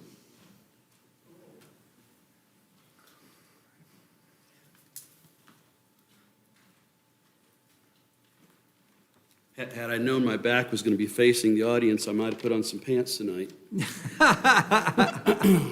Hello. Well, we'll gladly take the shorts at least. Thank you. Well, I hang out with homeless people, so you're in and out of the woods, so, we just came, we had a big outreach day. But I want to read part of this to you, but then I want to speak to you all in my time that I have with you. I got to tell you, this is one of the best commission meetings I've been to in a long time. I got to see one of my former youth that is now the director of the CFX. Are you kidding me? Oh, wow. Yeah, how cool is that? Cool. I said, you grew up. In any case, I want to say good evening to you all and thank you that I get an opportunity to speak to you real quick. My name is Pastor Scott Ballou, and I'm the founder and CEO of Matthew's Hope Ministries, based out of Winter Garden. We have been serving the homeless throughout West Orange County for more than 11 years now. This has included Apopka. I am here to introduce myself. I haven't been out here before because, quite honestly, most of what Apopka has been to us has been coming to us. And we're changing a lot of that. A lot of that happened during COVID. We offer a mobile. What we did is we ended up going mobile, and we just recently bought a second mobile pantry. We'll be equipped as a mobile pantry, clothing, food, what have you, a medical team, warm food, and what have you, and also transportation back to Winter Garden for those who need help with birth certificates, Social Security cards, Social Security benefits, VA benefits, If they need to see a doctor, if they need to help talk about housing, we have 14 transitional houses over there. We help with medical, dental, optical, mental health care, and the list goes on. I come to you because what's happened is that we're getting a lot of calls from the area of Apopka asking us to come more this way. And we've kind of pushed off of it because back in 2019, if you do some research, you'll see that I was quoted in the newspaper as saying that the West Orange community needs to prepare for a homeless tsunami. I explained in that article, in that interview, that it would take 3 to 5 years for that to hit the community, and it was going to hit hard and fast. Then this little thing called the pandemic hit us. And that accelerated what I said back in 2019 to fruition literally in 2 years. Now, part of this is due to development. Other part is due to the lack of affordable housing. And we haven't seen anything yet. Wait until the moratorium is lifted in the next few days. You won't see the initial impact of that because most of those are families. They're going to be finding a place to couch surf somewhere with friends, and that's going to go well from anywhere from 3 days to 3 months. And then that's not going to work, and they're going to hit your streets. We've already seen it dramatically because a lot of people are unaware that the bulk of right now permits being pulled for building of all of Orange County is here in West Orange County. And if you noticed last week on the news, we had a bear sighting in Windermere, we had a bear sighting in Oakland, we had a bear sighting in Winter Garden, we had a bear sighting in Coe. And I've often said that if you see a bear or you see a coyote, wait a few minutes, you're going to see a homeless man, woman, or child. It wasn't until this year, 2021, in doing this for 20 years, and 11 is Matthew's Hope, that we've ever seen someone sleep behind a building in Winter Garden or a Coe. First time in 20 years. Because the thing is, see, there is no woods left. And everybody thinks we're having more homeless people, which we are. In fact, during COVID, we grew by 300% in the number of weekly visits that we do. We had a $3.5 million budget, none of it government funded. And all that was to address what was happening right before us. I want to come to you because I'm not asking anything from you, more to let you know that we're here and that we are trying together the different partners. We're meeting with commissioners in each municipality locally, as well as county commissioners, to try to get people all to the same table so that we can quit playing musical chairs with the homeless population that is not going away and it's not part of the building plan. And so I want to bring that to your attention. I thank you for your time. And if you got any questions, I don't know if I can answer any, but I want to let you know that Charlene DeWitz is here. She's my community relations manager and outreach advocate specialist, and she will be contacting each of you. Well, let me tell you, if you get a chance to go out and see Scott Ballew's, his organization in Winter Garden, I mean, the guy knows what he's doing. He has really got an organization that's, as we all talk about, it's the hand up, not hand out, and he holds them accountable. And so I was so impressed when I went out there to see him, and so having him, engaged here in Apopka is a great thing. So I appreciate what you do for all of Orange County. And again, we invite you out for things, and I'll share with you also that we just hired a doctor. We will now open a medical office. We've already committed to the square footage of it, so we now have 13,000 feet in our building. And we are also gaining a property here where the contract is being written now that we're going to build supportive housing for seniors and those with low-level disabilities that found themselves homeless. And that's one of the fastest growing populations we have in West Orange County right now. Thank you for your time. Thank you, appreciate that. Do you have a card? Yeah, I was going to say, do you have a Any card information? that we can? Yeah. All right. Susan?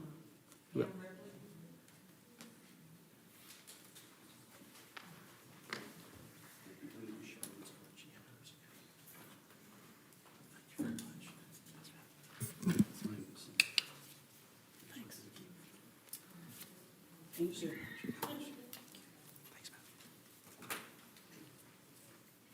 Hi. I just wanted to do a quick follow-up to our visit last month, and I wanted to thank you first for the sandbags that were provided to me. I got a quick workout in putting them around my house, and I hope they're just a preventive measure rather than something that's going to be necessary this coming season. But I had the chance to review the drainage consultant's report, which came out. Mr. Weatherford emailed it to my neighbor and shared it with me. And my only concern is that on page 1, it states that my garage was flooded several times. And in actuality, my entire house was flooded. And the reason this concerns me is that it required the floodwaters to be 16 to 20 inches deeper for it to go over my foundation walls. So I'm concerned that the engineer who did this study might not have realized this, and the information might be slightly incorrect, that the water was a lot deeper than it was when it came up over the foundation. So his conclusions might be a little bit based on incorrect information. So I had sent Mr. Weatherford information previous to this with pictures, photos, and even volunteered to talk to them about it. But I don't think anybody in the firm spoke to anybody in the neighborhood, because I know that they weren't there during any flooding event. So we were hoping to provide firsthand information to them, but that wasn't to be. So I'm just hoping that the findings are accurate and the recommendations are going to be effective, since they weren't. The severity of the flooding was worse than was indicated in the report. The other thing I wanted to address was the cost of the recommended solutions versus the benefits. The original pumping permit was issued after the flooding affected nearly 80 homes back in 95. And fortunately, for most people, but not for me, my home flooded in 2018 when the flooding started again. But the cost to make the repairs in just my area alone are much less than it cost to fix my house alone.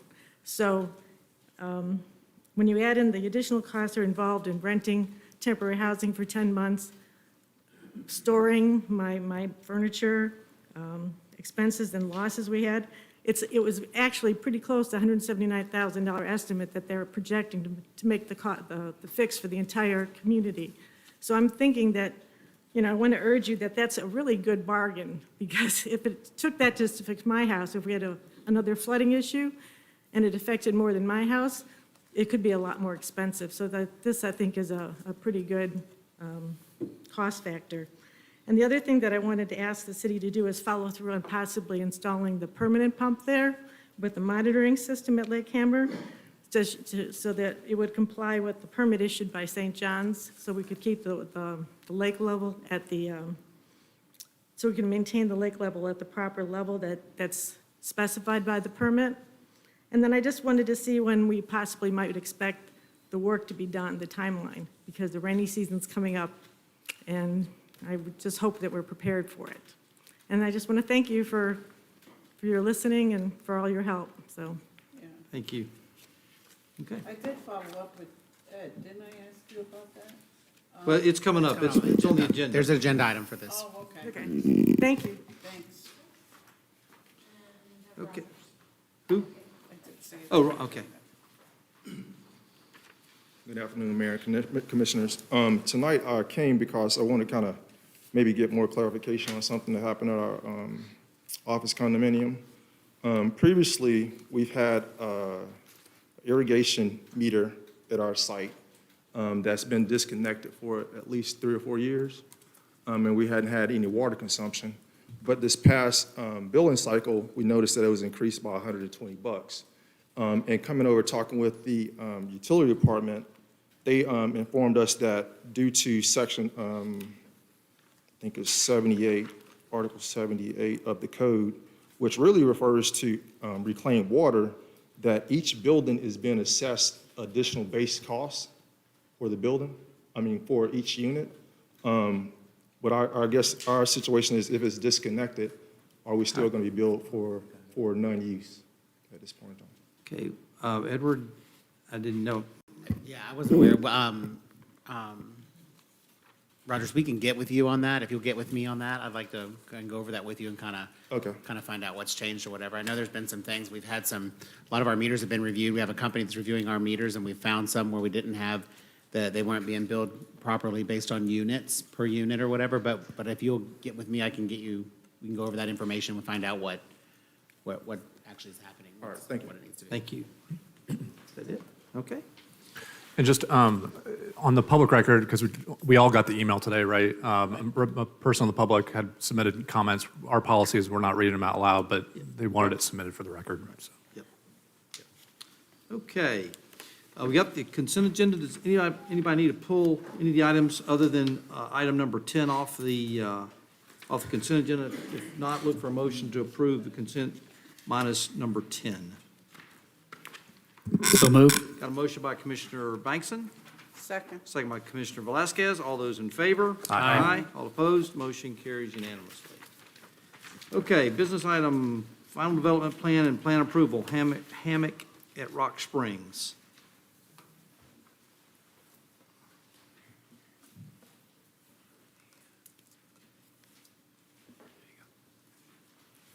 Good evening, Mayor and City Commissioners. For the record, Phil Martinez, Planner 2 with the City's Planning Division.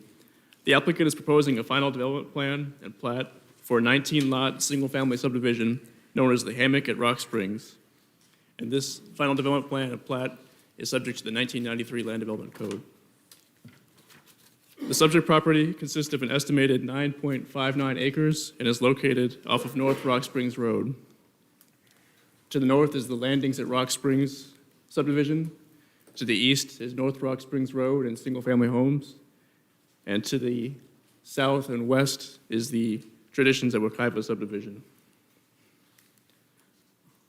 The plat is consistent with the preliminary development plan, which the City Council reviewed and approved on September 18th, 2019. In addition, the plat is also consistent with the Plan Development Ordinance number 2730 and the associated master plan. The final development plan depicts 19 single-family lots, where the typical lot width is 80 feet and the minimum living area is 2,200 square feet. And the applicant is proposing 3.37 acres to be dedicated as open space, which comprises 35% of the land area.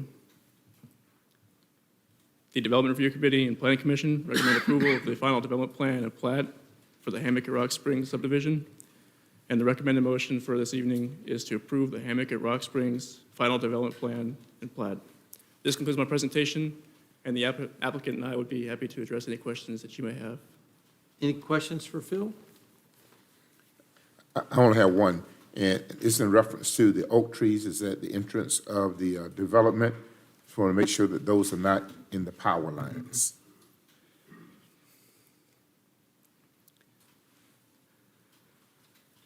The applicant and the city could coordinate during the pre-construction meeting, should they get to this point, should they get to the point of a pre-construction meeting, and we will ensure that oak trees do not interfere with utilities. All right. Great, thank you. Phil, can you just show me where the 35% of the passive, 35% passive, show me that. Yes, the applicant is proposing 35% of the land area to be open space, and this Right. consists of a stormwater area in the back, an open space tract here to the southwest, and tract F, which is another open space area, and there's 2 tracts at the entrance to kind of buffer away from Rock Springs Road. This tract here and that tract there. So it's 35% in sections, spread out. Yes, yes. Is that part of our land code that we can do that? Spread it out and not be concentrated? Yes, one can dedicate open space throughout the development. In this case, the And you applicant- consider the retention pond open, passive open space? One can use a portion of the stormwater pond to be dedicated for open space. Okay, Anybody, any other questions? Okay. thank you. Anybody from the public wish to speak on this matter? If not, we'll close the public hearing, look for a motion to approve the final development plan and plat approval at the Hammock at Rock Springs. So moved. Got a motion by Commissioner Smith, Second. second by Commissioner Becker. All those in favor? Aye. All opposed? Motion carries unanimously. Next up, easement agreement with Duke Energy. Pam? Yes, I'm here to ask you to approve an easement agreement with Duke Energy. When the Mid-Florida Logistics Park came in, one of the properties, the DFL 5, also known as the Amazon property, part of their responsibility was to do some work on Hermit Smith and add a right turn lane on General Electric Road at Orange Avenue. And part of that project, we will have to use The city's parcel, it's the little pink, right there. And this is where we need an easement. There are Duke Energy poles there that need to be moved. And in order for them to do that, they need an easement from us. That's the design of the new configuration of the intersection when they finish. And so I'd like to Okay, request. any that questions for Pam? Anybody from the public wish to speak on this matter?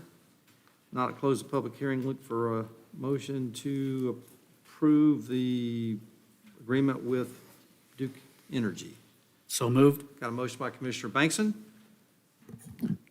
Second by Commissioner Becker. All those in favor? Aye. All opposed? Motion carries unanimously. Next up, Chief Wylam.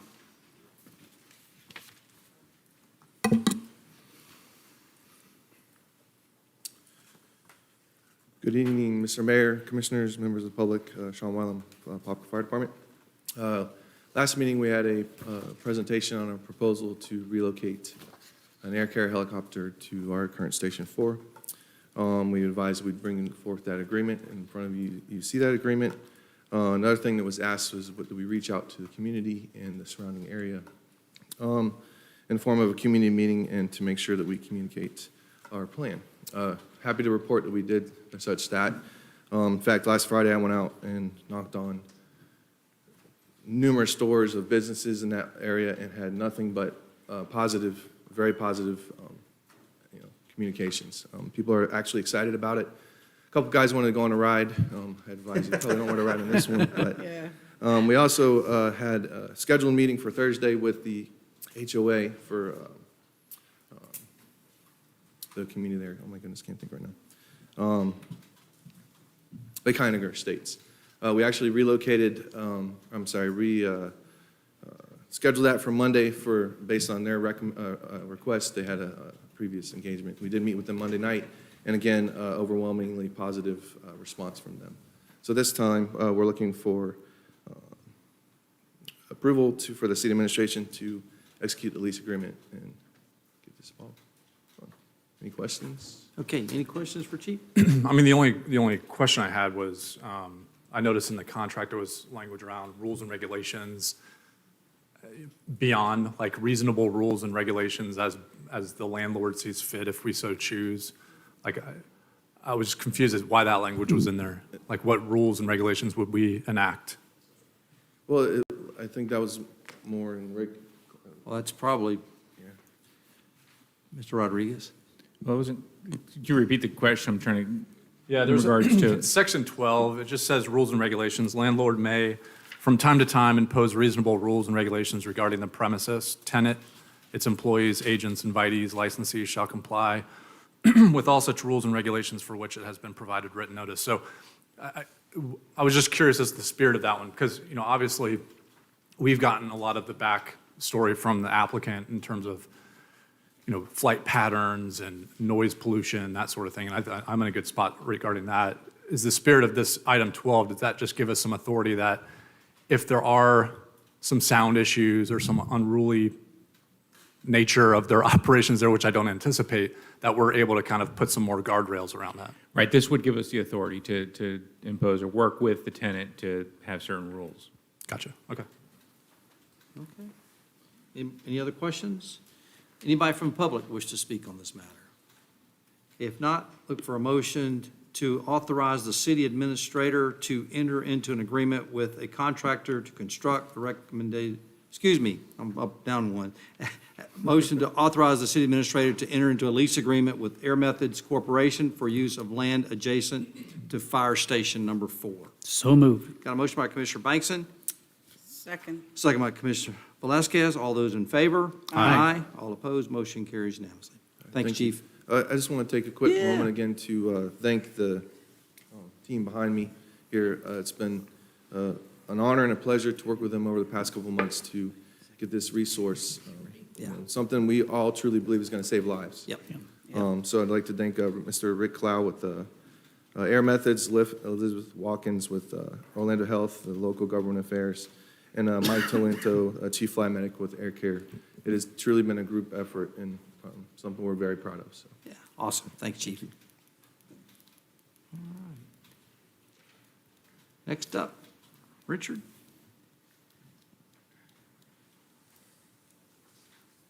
Okay, Just have to find the right. this is the one. Yeah, okay. I completely missed it. Yeah.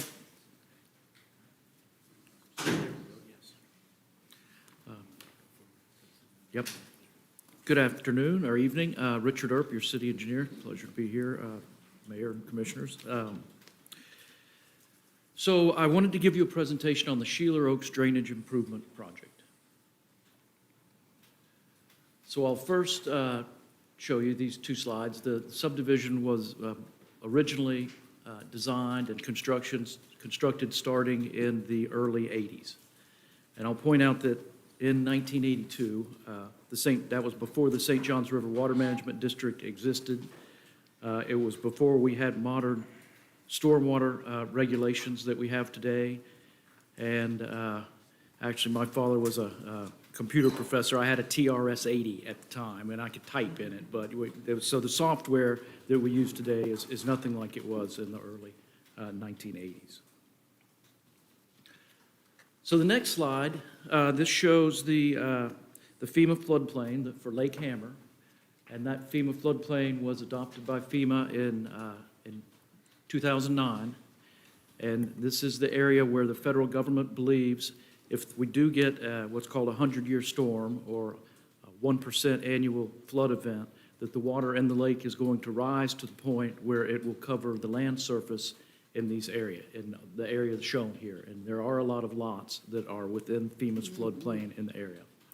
Now you'll notice the little purple dots on there, and you probably can't read the text next to the purple dots, but that's where individual homeowners have sent information to FEMA about the specific elevation of their home relative to that 1% chance annual flood elevation, and they have demonstrated and convinced FEMA that the actual finished floor elevation of their home, although it is within the overall shaded blue floodplain area, their specific home is above that elevation. So in 1995, there was significant flooding in the area.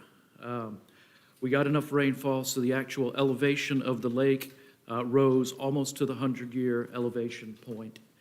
And as you heard earlier, in Sheeler Oaks, there was 55 homes where the water was not only in the front yard, but in the backyard. And in Lake Hammer Estates, there was 30 home sites, lots, where the water rose and almost got up to their back porches and their homes.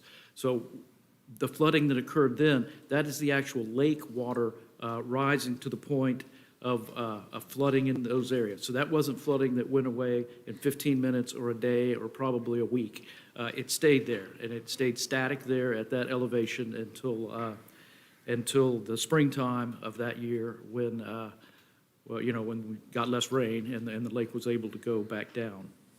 Now, as an emergency back in late 1995 and 1996, the city did a study and we submitted a permit to the St. Johns River Water Management District that existed at the time to be able to pump the lake down to elevation 79. If it got above elevation 79, the city was able to hook up a pump and pump the lake water, the Lake Hammer lake water, into an abandoned water main that actually runs up Sheeler Avenue, down Cleveland Street, and into a large retention area next to the fire training facility there, north of the public services facility on Sheeler Oaks. And luckily that large dry bottom stormwater pond can take a lot of water. And we've seen it take a lot of water since the Hurricane Irma in 2017. The same summer I came to work for the city, we started to get very heavy rainfall, and we've gotten rainfall ever since. This picture shows the water in the streets in Sheeler Oaks. And the lady spoke earlier, I believe that's her home there in the background with the pod in the front yard. And so what we've seen in the summer, July, August, September primarily, is when we get really heavy rainfall, the water will flood like this in the streets during the heavy rainfall event. I've never actually personally seen it.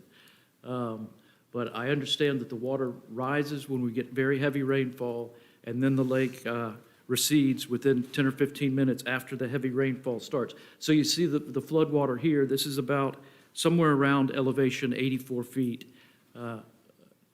Elevation 84 feet, while Lake Hammer is at least 5 feet lower than that, which is where this water is draining to. So this isn't the lake coming up and flooding the neighborhood. This is there's something happening with the stormwater system where we get heavy rainfall and water floods in the streets like this. So what we did, late last year, early this year, we got VHB on board, and Bruce Doig is here. He's going to help me answer some questions if there are any after my presentation. But we hired VHB to figure out, well, why is the intersection, why are two of the intersections specifically flooding a lot more often than they had before, and what's going on? What's the problem with the system? So Bruce let me know if you want to hear the engineering details. He can talk about all of the data on this slide for 10 or 15 minutes if y'all want to hear about it. Generally, it's the rainfall along the bottom. The red vertical lines are now, and I only sent Bruce maybe a dozen of the emails that included chains of emails, so I didn't try to send him every single email that we'd gotten in the area, but I wanted him to understand where we were getting repeated calls and emails about flooding of the intersections. So that's what the red lines represent. And then over to the very far right side, you'll see the purple line at the top. So the purple line at the top represents the stage of Lake Hammer, and all of those elevations are below elevation 79. Now, the permit I told you about that we have from St. John's doesn't allow us to pump the lake lower than elevation 79. So, we didn't know what the problem was, so we pumped the lake lower. We actually, since we know where the elevation is now, there's a chain link fence that's in the lake near the location where we set up the pump. So it's easy for the surrounding community and for city staff to be able to look at the fence post that was constructed when it was extremely dry, and the fence was actually constructed into what is normally the lake. But it's easy to see where the lake elevation is relative to that last fence post, and how much of the fence post is sticking out of the water. So now that we know we've been pumping lower than elevation 79 in the past years, we can't continue to do that. So I anticipate that fence post that everybody's looking at that calls and says you have to start the pump, we're not going to be able to start it at that point. We're going to have to wait till the lake gets to elevation 79 to start the pumping in the lake.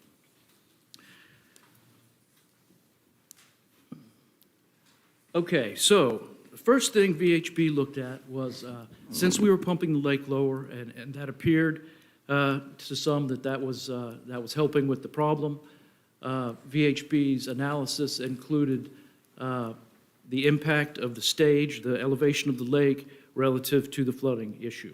So they actually not only studied the elevation of the lake at elevation 79, but they took the lake all the way up to elevation 82, to see if they could, with the computer models, see if that was the cause of the flooding. And even with the lake at elevation 82, there's what's called a hydraulic grade line, which, again, Bruce can explain in detail if you want him to, but it's an engineering analysis that we do on drainage pipes and how they drain into lakes. The hydraulic grade line was still the highest point with the lake at 82.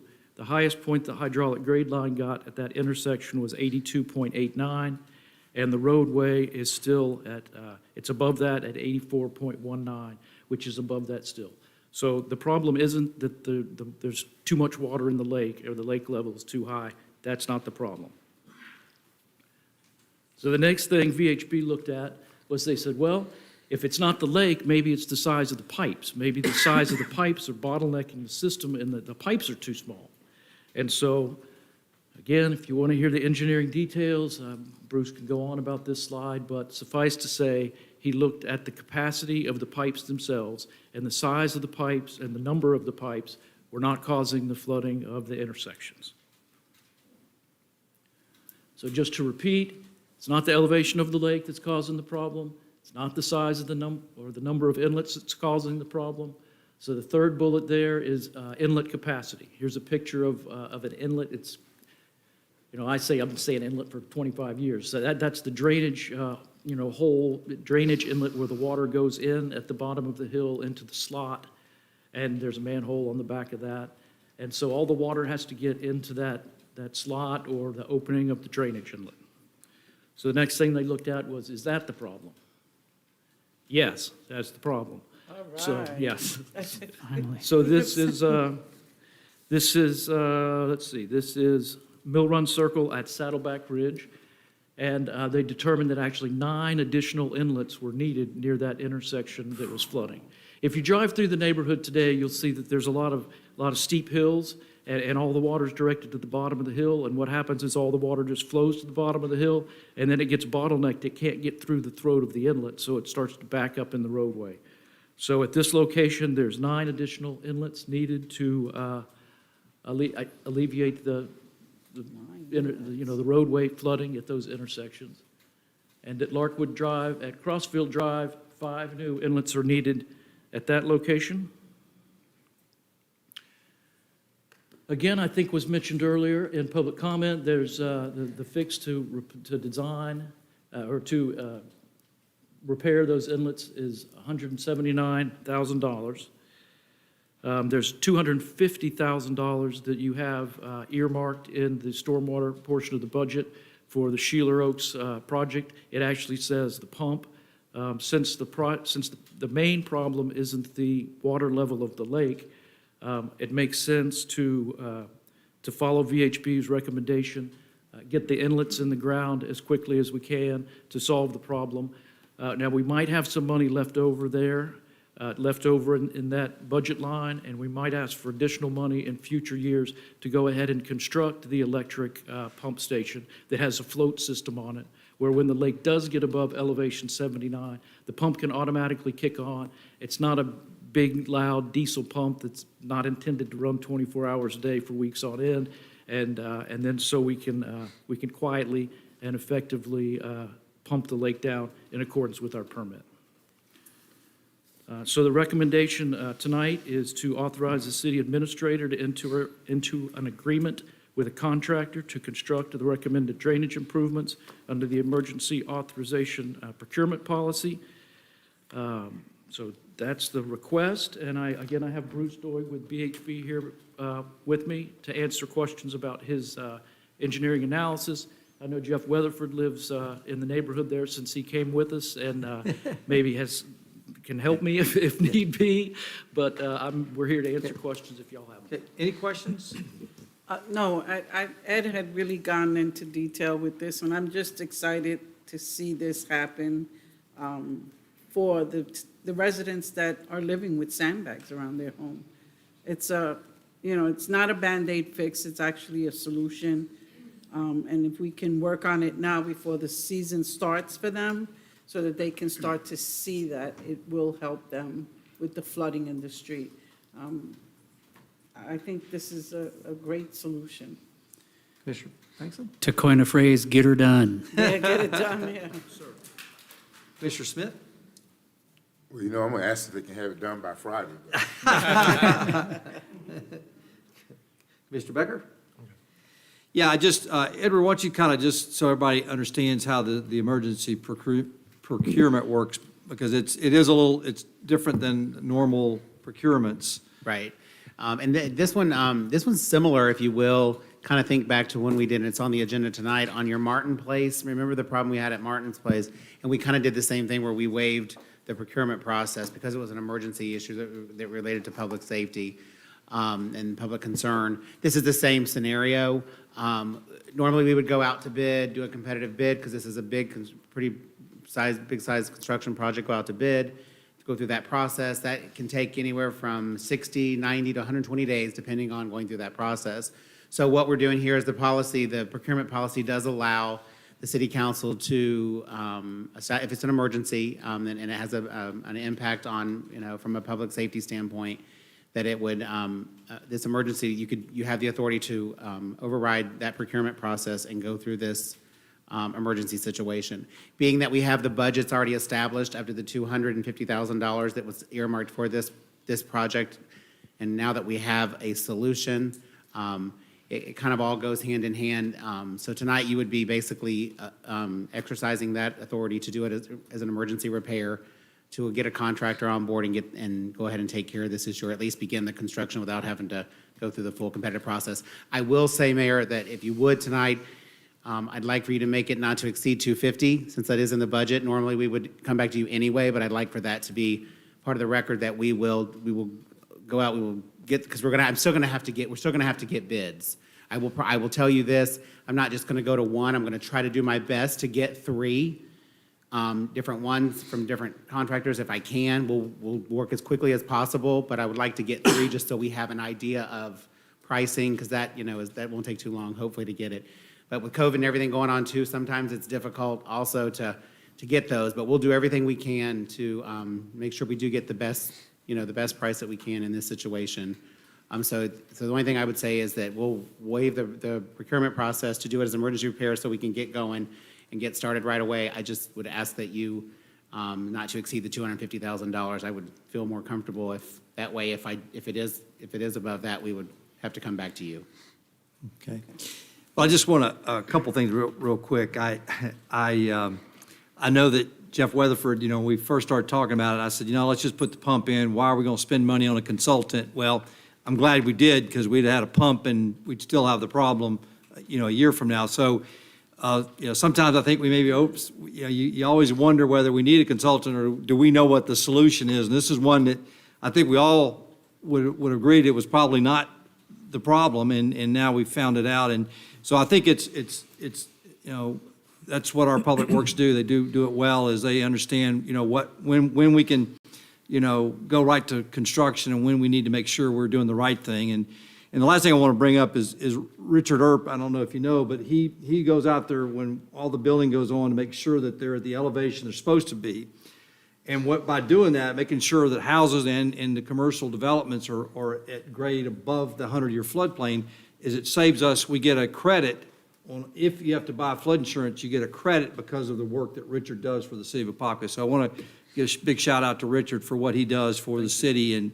And you probably don't see it. It's not a big money, not a lot of money, but if you spread it over 20,000, parcels across the city, it adds up to a lot of money, and we couldn't do it without Richard's help. So thank you, Richard. Appreciate it. Okay, I'm looking for. Sure. Well, come on up. Come on up.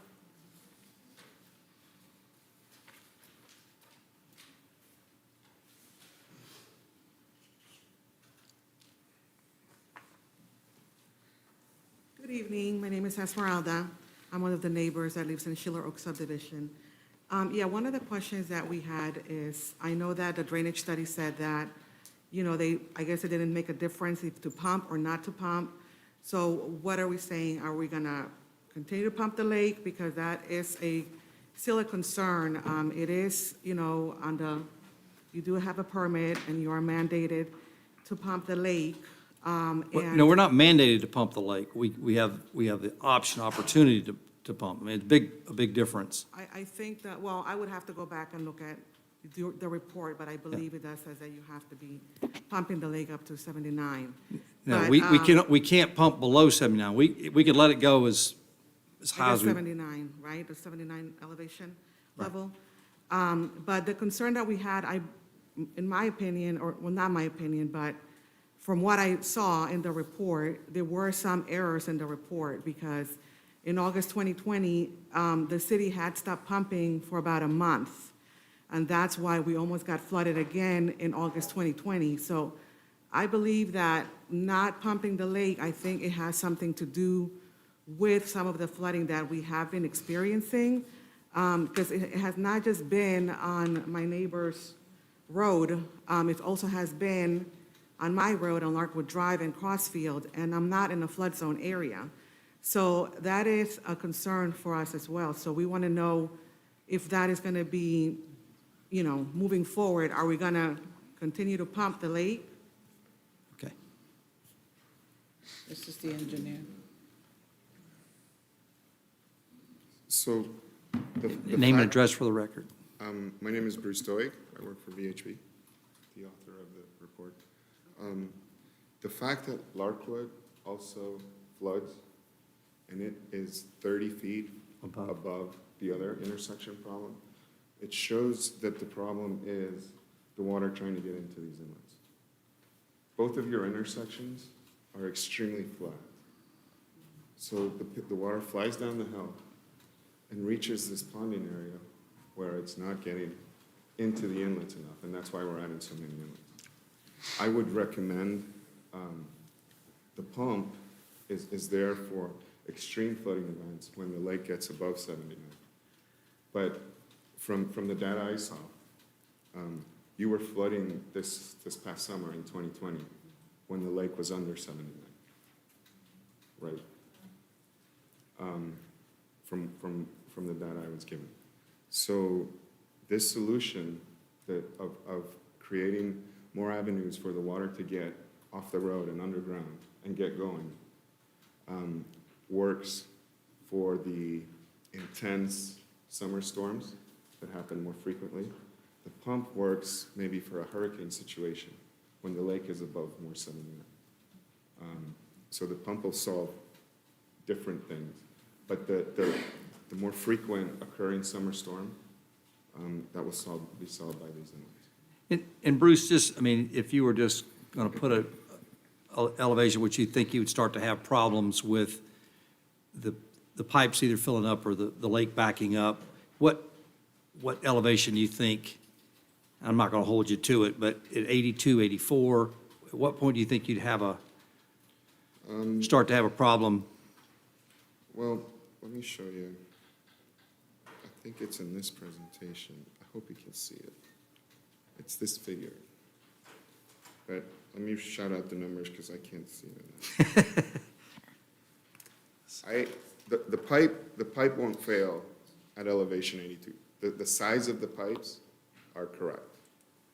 And it won't fail at what elevation, you said? I tried to flood the street by failing the pipe. Right. The pipe itself underground. Right. With the lake at 82, and I couldn't get it to fail. Okay. However, bear with me. The road is at elevation 8419, and the address 1037 El Circle, that's at 84.9. So she just has 0.7 feet between where the hole is to start going down and her finished floor elevation.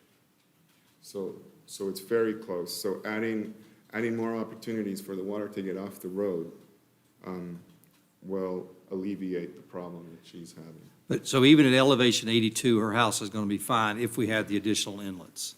Yes. Okay. All right. Thank you. Are the lake levels going to continue to be monitored to ensure that, because, I mean, I'm not able to read, Right. No, but if it's 79 Yeah, go ahead, Bruce. I say yes, but you should still pump. Yeah, sure, no, I just, right, Because there could be other areas and. correct, you know. yeah, okay, all right. Thank you, appreciate it. Now, based on what I read in the report, it said that my garage was flooded, and the whole entire house flooded, which meant that the water was coming up a good 18 inches higher than what was indicated. So is that going to make a big difference? No, I heard what you said in the comment, and I was thinking about it. We recreated in a model the flooding, so whether it had no bearing on my study, whether it's the garage that floods or whether the house that floods. That's for me. No, I understand, but to try and recreate what's happening now, and then to recreate what's gonna happen with the solution, you're flooding. So we're trying to fix that. And like I said, your house is only 0.7 feet above where the water gets out at the moment. So what we can do is try to get it off the road faster. Faster, yeah. Imagine a bathtub and a drain. Okay, the more drains you have, the faster the bathtub is gonna. And that's the problem. to simplify all the engineering. That's the problem that you're having, especially since all reports indicate that it recedes very, very fast after. You know, if the lake was the problem, your flooding problem would last days, weeks, months. Now, the water's coming from Perkins down the road toward our, toward the lake and toward our house, is that going to, how is that going to be? Well, by the time the whole system gets to your house, the pipe sizes have increased. Both of your problems are on the surface of the road. The water doesn't get off the road fast enough.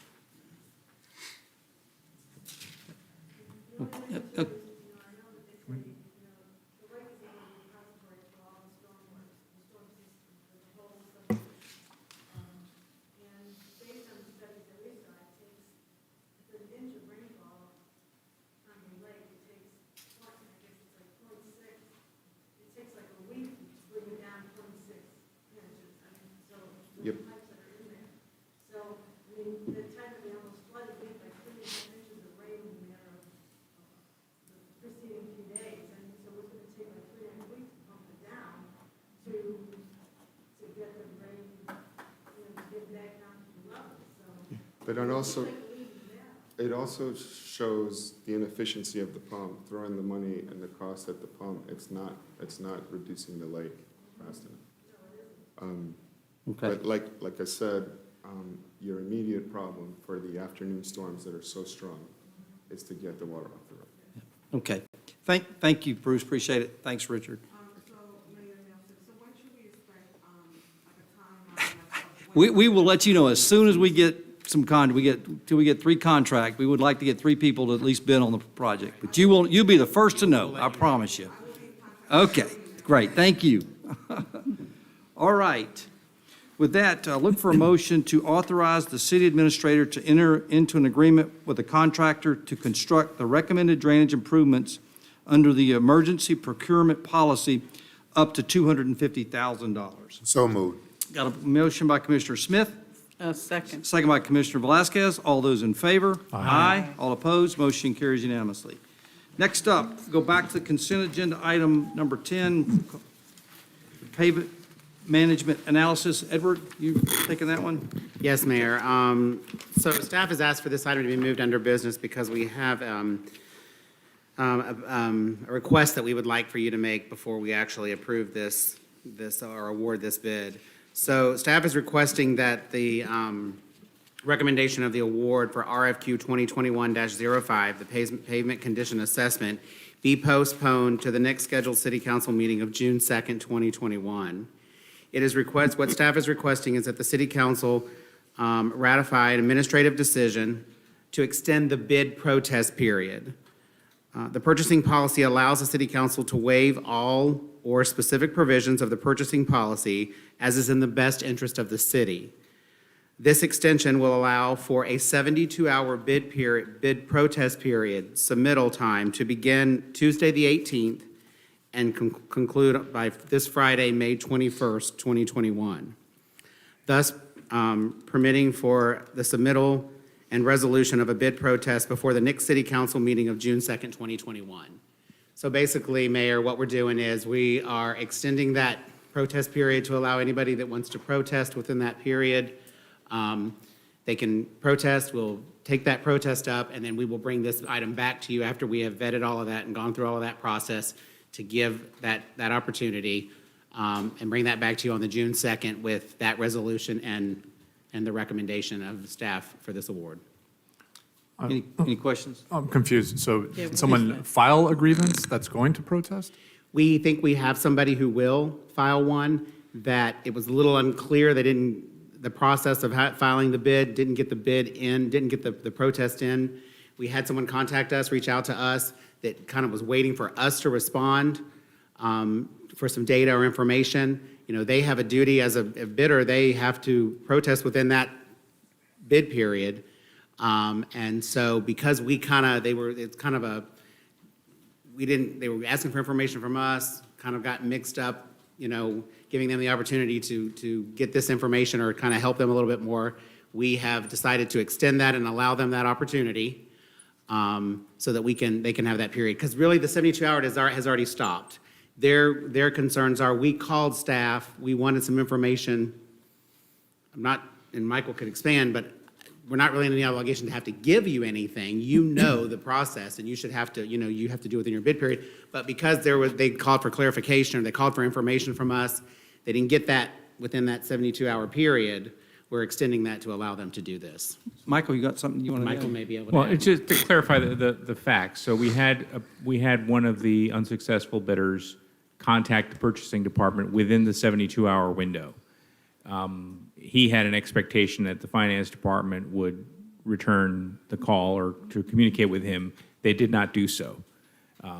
While a bidder will have and should have constructive knowledge of the city's rules, and there's no obligation on the part of the city to provide guidance or to a bidder in this case.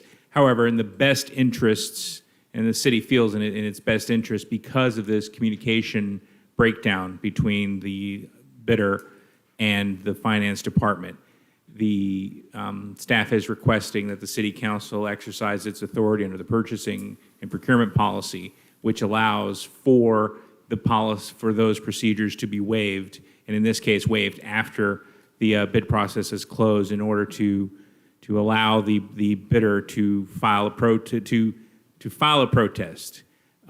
It has to be a justified written protest. It'll be examined, and then the rules will state that the administrator can review it and either deny or accept the protest. But because of the communication breakdown, we felt it is in the best interest of the city that the council exercise its authority under the procurement code to extend the bid, to waive those requirements. You have the authority to waive and modify the requirements of the procurement policies. So that party did not submit a formal bid because they were waiting for a callback? The statement that is provided with the bid package states that you can contact the finance department for a copy of the procurement policies. He contacted the finance department. The finance department did not return the call. One of the members was out, so that's where we had the breakdown. So it's in the best interest to avoid complications that in this instance, that the procedures are waived in order to allow this process to go forward, because in the future, when it comes to a bid, I think the practice of the finance department should be to include the procurement policy so that the bidders have it with them when they receive a bid packet or a packet to bid. So therefore, we don't have this issue, or our procurement policy is placed online so it's readily available for everybody to read. I think the breakdown is that he called what finance hands out says, please call us for a copy of the procurement policies, and he called, no one returned his call, so he never got a copy of the procurement. He never got a copy of the policy, which outlines the detailed procedures for a bid protest. So, sorry for asking detailed questions. And so if we extend it, that applicant decides to file a grievance, and you all entertain that, does that reevaluate all of the people that submitted stuff during the RFP process? How does that work? No, what we've done is we've just set the new time for that clock to begin. So yes, at that point, when a bid is submitted pursuant to our procedure policies, the actual procurement clock stops. Under the code, the city administrator has a finite amount of time to make a decision. The request that's being made today is actually to, one, extend the time, and also, secondly, to shorten the time for the administrator to render a decision under the policy. Under the procedures, it's 10 days. We're seeking also that this motion includes, one, to extend the bid protest to end of business Friday, and then the second one is that the city administrator is to render the decision under the procurement code within five business days. Therefore, it provides the extra time, yet it won't necessarily overly delay the entire procurement process and allowing the process to work its way. Now, if at the end of business day Friday, no protest is filed, then we proceed forward and we move this for then the final award to be handed out in the June 2nd City Council meeting. Oh, so this extension is just solely for the one applicant who is saying that he had missed the bid process because he didn't get the information? It's just one? We had one of the bidders did applicant. contact, one applicant, one So bidder. it's just being extended for him, for that one applicant? Well, See, I'm a little not confused. explicitly for one. If there are other, because of this glitch, let's call it that. I mean, this is the one person who did contact finance with the express intent to file a bid protest, but failed to do so. Did not file it within that 72-hour window. So, but it's not explicitly allowed. The extension does not explicitly apply to just this one applicant. The protest window is now open till end of business Friday. Oh, so it But allows other applicants to file? if the they bid. believe they have a valid protest, The bids are in, it's not, he's just protesting how we came up with the decision we came up with. So the bids are already in, we can't add any new bids. correct. No, That's there's what no I'm new asking. bids. No, That's what I'm asking. no, there's no new Nope, bids. correct. Okay, that's what I was You're asking. Yeah, yeah. locked into those. He but I- just- right, but I believe there was more than two bids. Right, we had So- 5. I think there were, Seven. it's in your packet. So it's not Yeah. just that one person is the only one. It doesn't allow just the one person to get extended. It means that the bid protest is not- extended, but not Not the- new bids. Right, no new bids. You Yeah. can't, the other bidders cannot now submit supplemental information to try to strengthen their bids. No, it's done. This is a bid protest where you believe that you should have been the rightful winner of the bid, and you file your protest. Okay, thank you for clarifying. No problem. Thank you. And I just want to make one other comment. To help confusion in the future, finance, purchasing, they're going to add a clause to our bids going forward that pretty much will state that period and how you have the 72 hours. Even though it's in our purchasing policy, it will now be part of that document so that when anybody gets that document, they have it. There's no excuses that nobody has that clause. So that clause will be added to the procurement bids when they go out, letting them know. And then at the same time, our purchasing policy we're putting it online so that it's there for them as well. Okay. Okay. Everybody good? Okay. Anybody from the public wish to speak on this matter? No, Edward, you want to state the motion so I can get somebody to?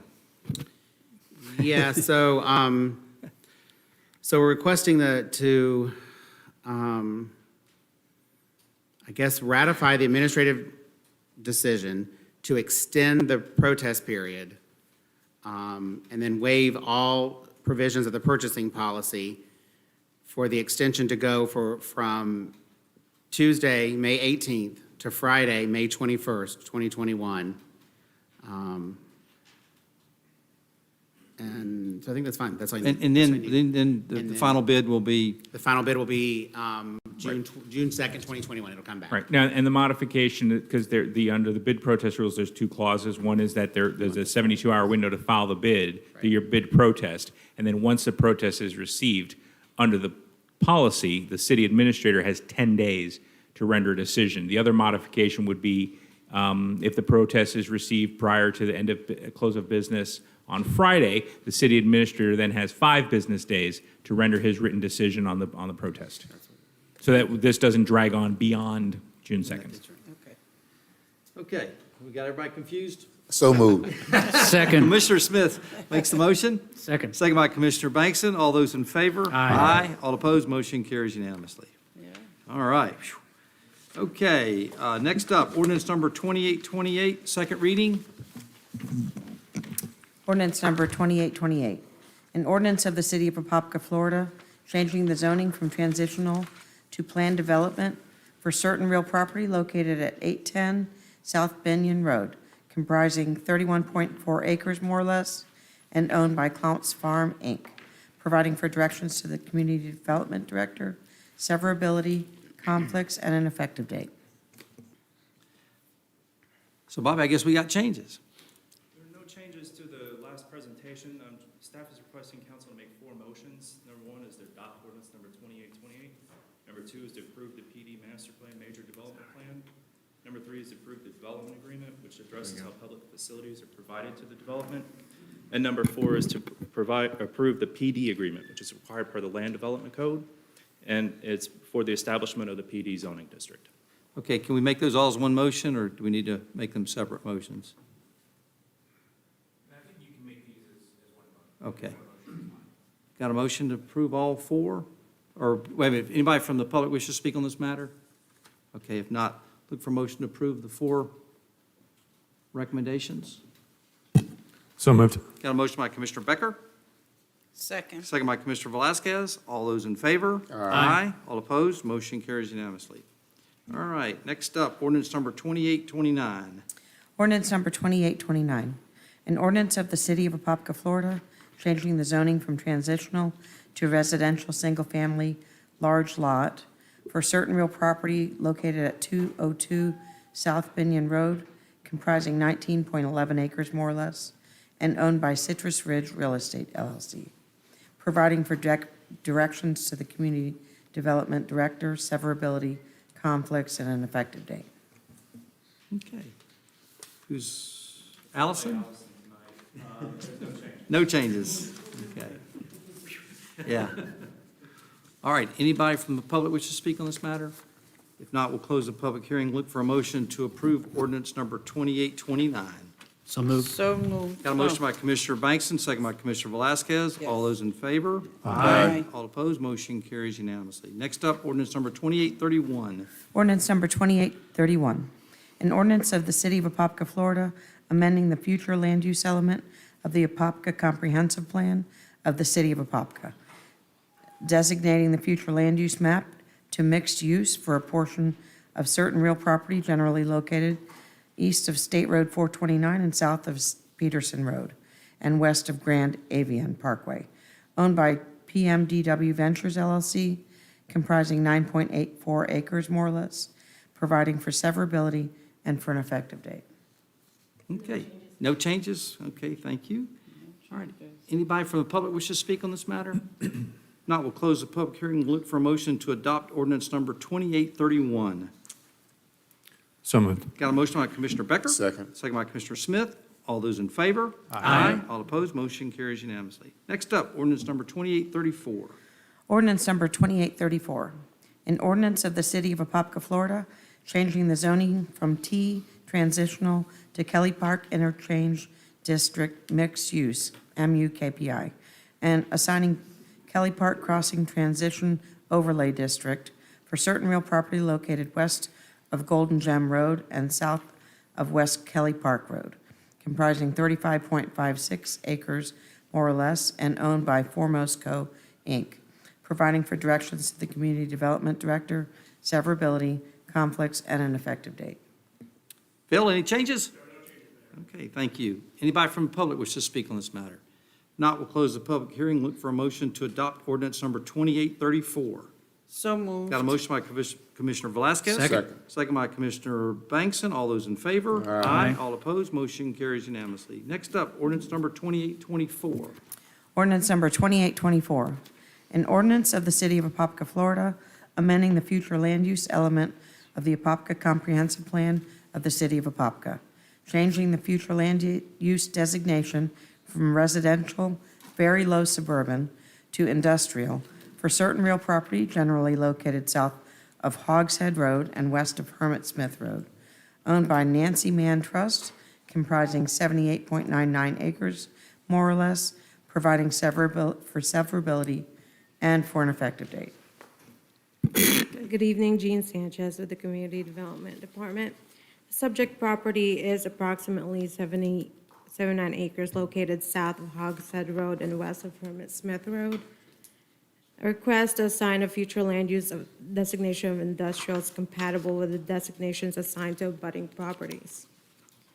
The applicant is also applying for IL, Light Industrial District zoning, which is compatible with the proposed industrial future land use, which will be the next item on the agenda.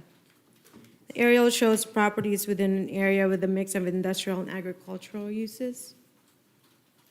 The DRC and Planning Commission recommended transmittal of the change in future land use, and the recommended motion is to accept the first reading of ordinance number 2824 and authorize transmittal to the Florida Department of Economic Opportunity. Staff and applicant are available for questions. Okay. Any questions for Jean? Anybody from the public wish to speak on this matter? Not look for a motion to approve ordinance number 2824 at first reading and hold over for a second reading and adoption. Is that 2824 or 2825? 2824. 24. So moved. Got a motion by Commissioner Becker, Second. second by Commissioner Smith. All those in favor? Aye. All opposed? On the Motion, thing says 2825, that's right. Right? That's the next one. Oh, it's the next one. yeah.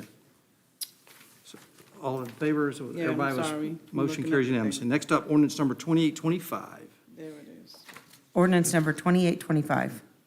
An ordinance of the City of Apopka, Florida, changing the zoning from RSF 1A, residential single-family estate district to IL, light industrial district, for certain real property located south of Hogshead Road and west of Hermit Smith Road, comprising 78.99 acres more or less, and owned by Nancy Mann Trust, providing for severability and providing for an effective date. The applicant is requesting to rezone the said property from RSF 1A to IL. The proposed IL zoning is compatible with the property due to the IL zoning being found in the vicinity. DRC recommended approval, Planning Commission recommended approval, so the recommended motion is to accept the first reading of ordinance number 2825 and hold it over for second reading and adoption at a future date. Staff and applicant are available for questions. Any questions for Gene? Just real question, it's probably off topic, but this is one of those situations, right, where our zoning and land use change actually gives us, it's a positive news story in terms of school capacity, right? Because we would have had encumbrances on Yes. the amount of placeholders that the schools would have factored into their capacity planning. That's right. So in a situation like this, where you're taking a big, large piece of property and turning it industrial versus that, Yes. is actually kind of a positive news story, so. Exactly. Okay. Anybody from the public wish to speak on this matter? If not, we'll close the public hearing. Look for a motion to approve ordinance number 2825 at first reading and hold over for a second reading and adoption. So moved. Got a motion by Commissioner Bankson. Second. Second by Commissioner Smith. All those in favor? Aye. All opposed? Motion carries unanimously. Mr. Resolution. Chuck Chuck Maverick. Maverick, city staff. What you have before you is the resolution adopting the final rate on these at this meeting. There's 5 of them, and they will be adopted and transmitted to the tax collector. The first one, I'll allow the clerk to read and then set them out. Resolution 2021-14, a resolution of the City Council of the City of Apopka, Florida, adopting a non-ad valorem tax assessment roll for the Avion Point Development Subdivision, providing for direction to the Finance Director for certification and transmission of the assessment roll to the Orange County Tax Collector, and providing for an effective date. And for the record, the set amount is $356. Okay. Any questions for Chuck?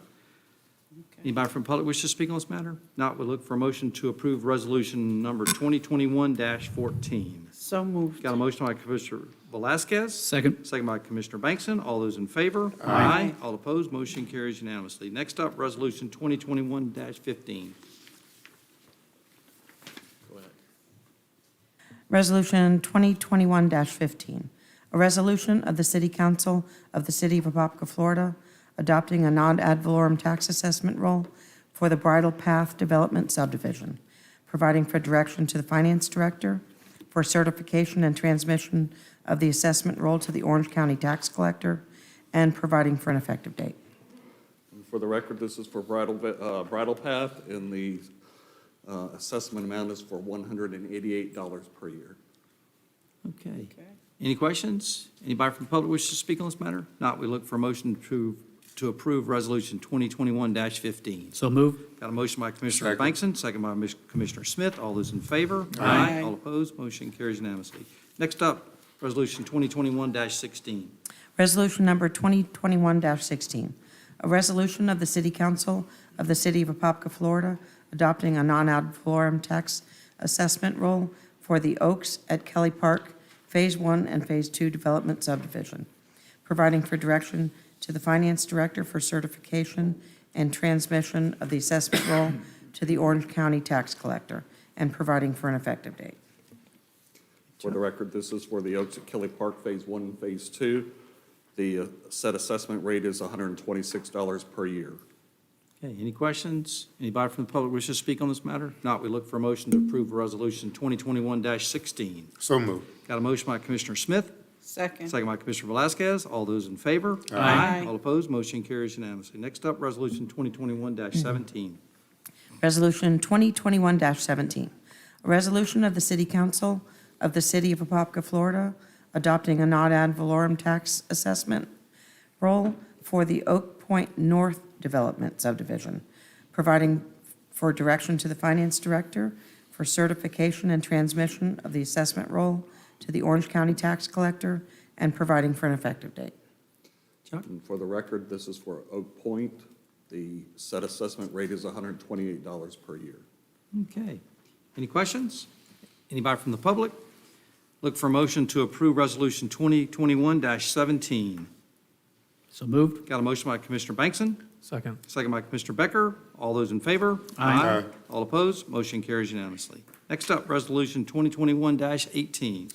Resolution 2021-18, a resolution of the City Council of the City of Apopka, Florida, adopting a non-ad valorem tax assessment role for the residences at Emerson Park Development Subdivision, providing direction to the Finance Director for certification and transmission of the assessment role to the Orange County Tax Collector, and providing for an effective date.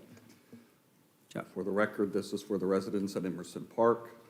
The assessment rate is established at $71 per parcel per year. Okay, any questions? Anybody from public wish to speak on this matter? Not, we look for a motion to approve Resolution number 2021-18. So moved. Got a motion by Commissioner Velasquez, Second. second by Commissioner Becker. All those in favor? Aye. All opposed? Motion carries unanimously. Next up, Resolution 2021-20.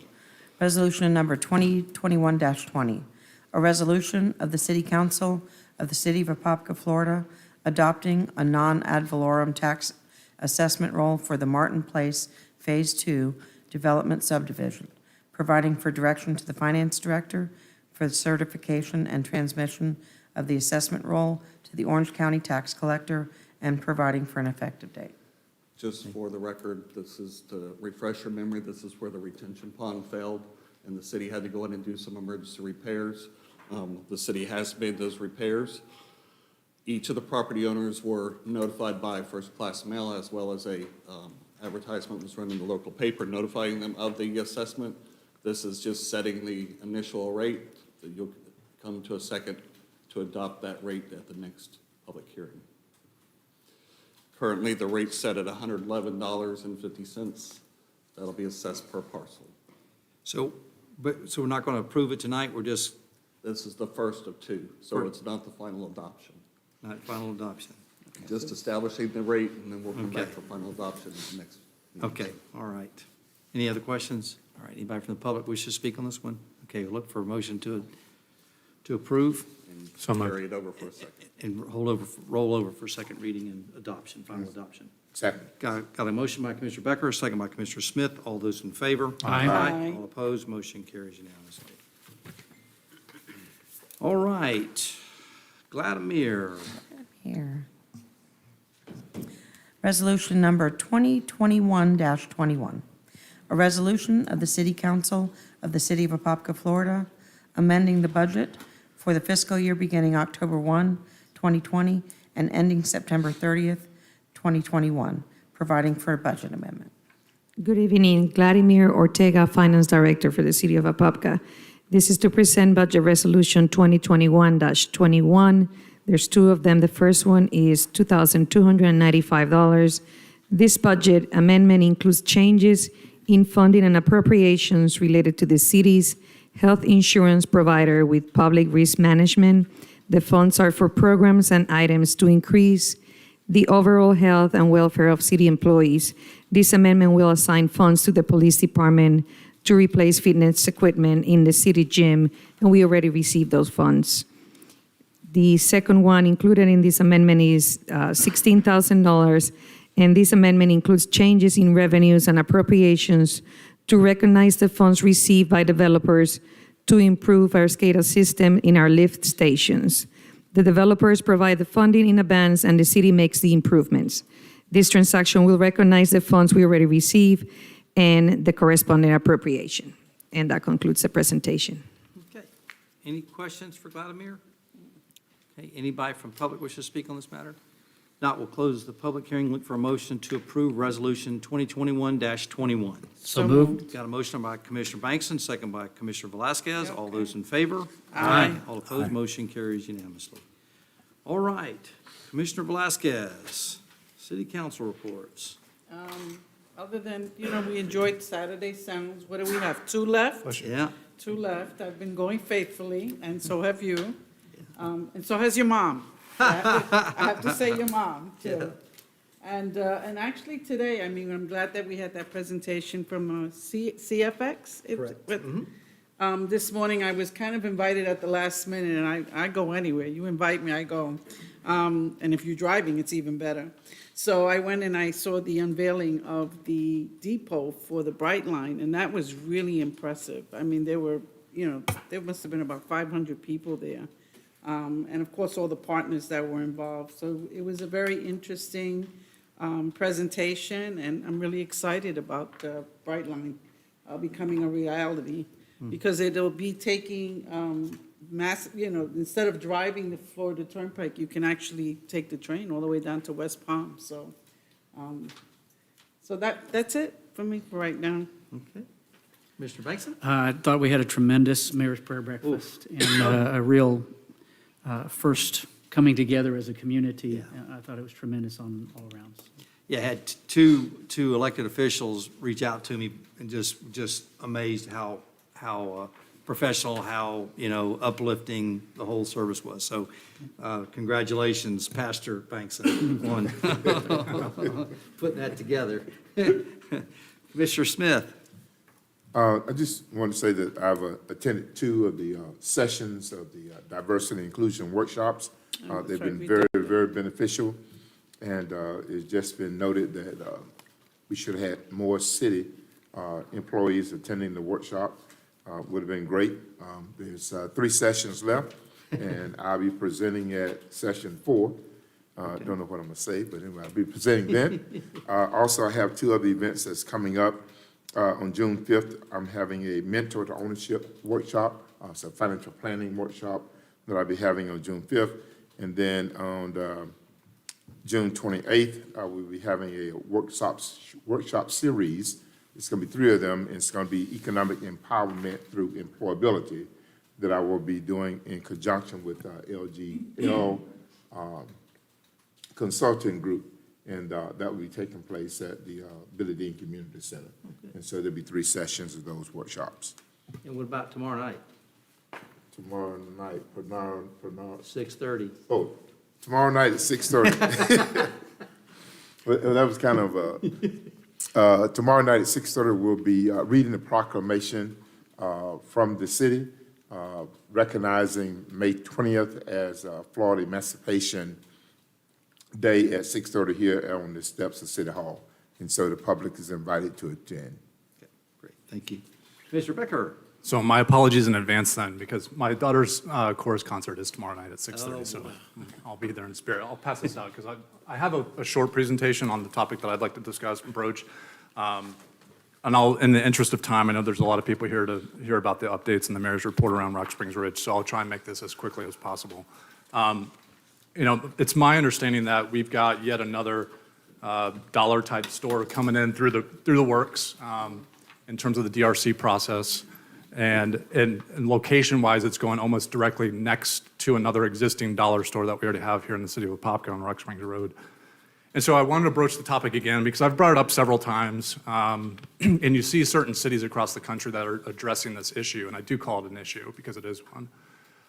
But when you just look at the small box, I'll call it small box discount retail, basically what we call dollar stores. It's an industry right now that's growing rapidly. Counts-wise in the U.S., it's grown 50%. It was about 10 years ago, it was 20,000 stores nationwide. Currently, it sits around 30,000. That number alone is enough to outnumber the amount of McDonald's and Starbucks we have in our country, so that should put something in perspective. And they're very bullish on their growth model. Dollar General is aiming to put another 1,000 in the system this year alone, and they have not been impacted by COVID. They're actually thriving, and in fact, my third bullet point there is they're leading the expansion in terms of retail brick and mortar locations. The dollar stores themselves historically target low-income communities in which to expand, and that's what they make, that's how they make their money. They go into these low-income communities, and people within these communities think that they're satisfying a need, but the long-term impacts, both from a health perspective, from a food option perspective, all weigh into the fact that it doesn't necessarily help these communities in which they go and operate in. The last stat on that one is telling too, that only 5% of the Dollar Generals, and I put a little asterisk there because they're leading the way, will offer produce by the end of 2020. Only 5%, they're the largest, and I don't think Dollar Tree or Family Dollar even offer that. If they do, it's less than 5% of their total footprint. So that's just it in a snapshot. If you look at it from the city of Apopka, our current counts, the city itself has 12. And how that breaks out, we have 4 Dollar Generals, 4 Family Dollar, which is now a subsidiary of Dollar Tree. Dollar Tree is the parent company. They acquired them back in 2015. So Family Dollar has 4, Dollar Tree has 2, and there's other off-brands here in the city of Apopka that represent another 2. If you factor in the immediate surrounding area like Zellwood or south of us going towards Ocoee, you've got probably 16 to 20 in this immediate vicinity. And so what that does is it causes me concern because, when you see such rapid proliferation of these types of stores, you think, well, it may not hold that trend. And if anything, you've got a hockey stick of sorts. You've seen the rapid growth trend, and it's just going to get sharper because a lot of these, especially Dollar General, have large, Wall Street backing. They're a publicly traded company. Their mission is to make sure that their shareholders are happy, and they're going to want to grow, and that's their model. You would think that, 12 in the city of Apopka, we've got 30 some odd square miles. You think 12 may not be that big of an issue, but what typically is happening is that you have this high concentration of these types of stores. And all this high concentration then deters other small grocers, other big box retailers that people want because it has more of the food options or fresh food options. It kind of causes them not to go in these particular areas where you have these high concentration of small box discounters. And economic impact, you could say that these things provide economic impact, and those companies would like you to believe that that's the case. But in actuality, it's few jobs that really come that are meaningful within the communities in which they serve. And really, I see minimal or no community reinvestment at all from those brands. I don't believe, according to the most recent directory that's available on the Chamber's website, that they have chamber representation. So I don't see how they would give back to the community like, say, a Publix does, or say, like some of our other corporate sponsors, like Advent Health. I mean, you can't use the size of a company to say that we just want to invest in our communities in which we serve in. So I don't see an overwhelming economic impact on the positive side that these bring when you have such high concentrations of them. I, in fact, believe that it has the adverse effect. They target, like I said before, depressed areas, and I think that causes them to be in a perpetual state of depression because people have the mindset that they're going to these stores to get a better deal, maybe household goods or food items that are lowering costs, which is in fact true. But if you look at the volume or the price per unit or price per volume of those purchases, you could buy a 20-ounce package of ketchup at a Dollar General for $1 and go to the grocery store and get something a higher volume, a higher cost, but the per unit cost is lower at the grocery store than it is at the dollar or discount store. And then, of course, the health concerns. A lot of these places either go to perpetuate a food desert of sorts, meaning accessibility to fresh foods or produce of greater than a mile away from your residence. Either they go to perpetuate that or they cause it to happen. And for the most part, like I said on the first slide, only 5% of Dollar Generals even offer produce out of the In the state of Florida, we have 938 Dollar Generals, to put it in perspective. They sell, for the most part, high-calorie, highly processed foods, chips, crackers, things like that. And it discourages normal grocers from providing healthier or fresh food options in those nearby areas. So all that being said, because I wanted to take a little bit of the anecdotes out of talking about this issue versus just saying that I don't want them and then what can we do to stop them. But I think there's some policy considerations that we should explore. And I don't think I'm saying a total ban on those types of establishments, but I think that there's smart ways to plan for their growth in this region if it's planned, which nothing would suggest that it's not.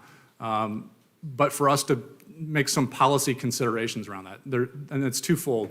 One of which is to further classify our retail or grocer classifications to create this small box discount retailer. That's an industry classification that Dollar General themselves label themselves in. So I don't think it's a stretch to make that classification.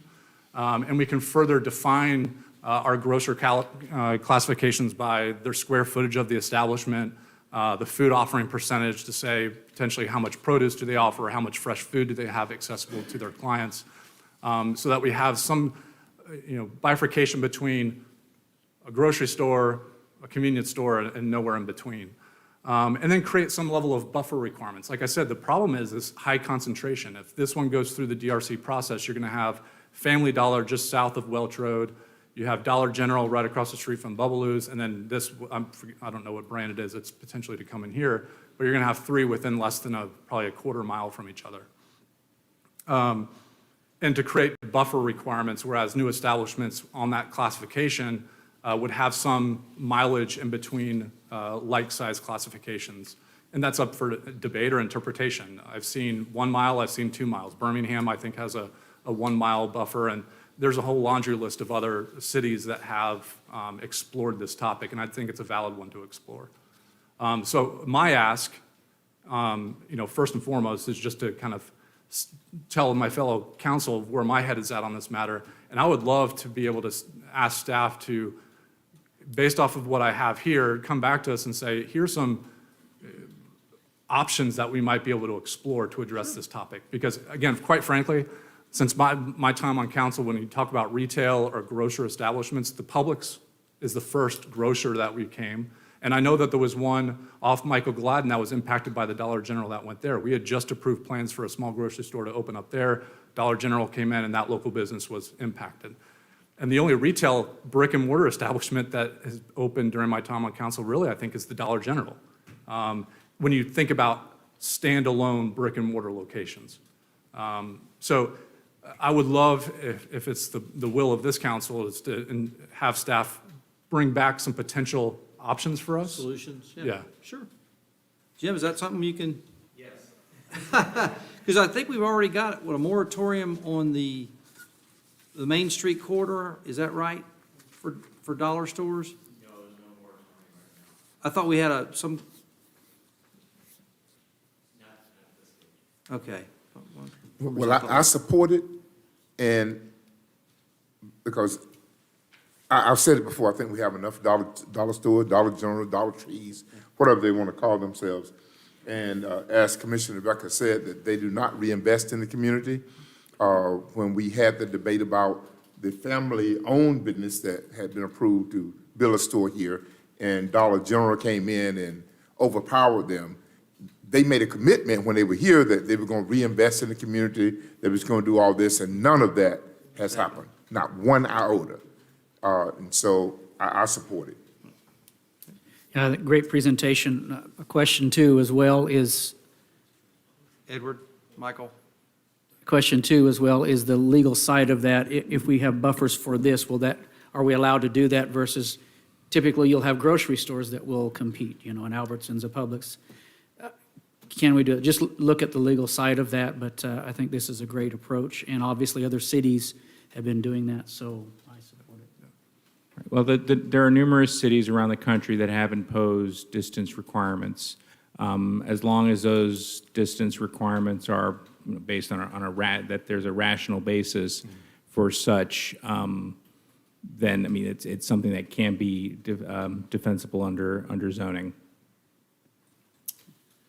I did ask this question of Ed. Remember, I think I asked you, how is it that we have cities like Windermere and that don't allow these type of stores in their community? And, you know, what do they have in their codes or land codes or, you know, for retail that they don't allow this type of store to come into their community? Well, it depends on how their codes are written and when they were written.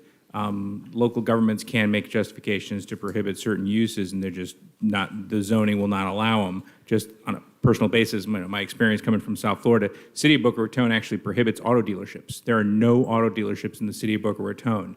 You actually cross right over to the next city, Delray Beach, and in one block right after the city limits, you hit 8 straight car dealerships.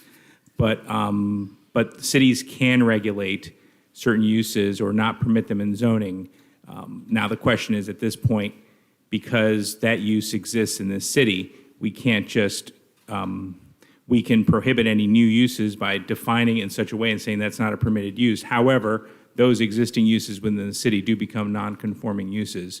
And what you end up is just waiting for them to basically deteriorate and leave over time, which is the intent of creating a non-conforming use. But you can't now ban it and then tell those folks, okay, pack up and hit the road. You're no longer permitted in the city. They can remain, they will just become non-conforming uses. Well, I do support what Commissioner Becker is asking of our staff is to not, we can't limit them, we can't, like you said, we can't say they can't build here, but we certainly can have something in place that says it shouldn't be side by side, because literally I know where they want to build this new one is literally on the side, right next to Dollar General. And so, you know, it just, Right, and in such a case like this, just by comparing certain planned commercial developments where a shopping center can dictate that certain tenants shall not have any competition. However, most of these are on single lots, don't have any of their own regular types of non-compete provisions within their own leases or within such a planned development, that you don't end up with that.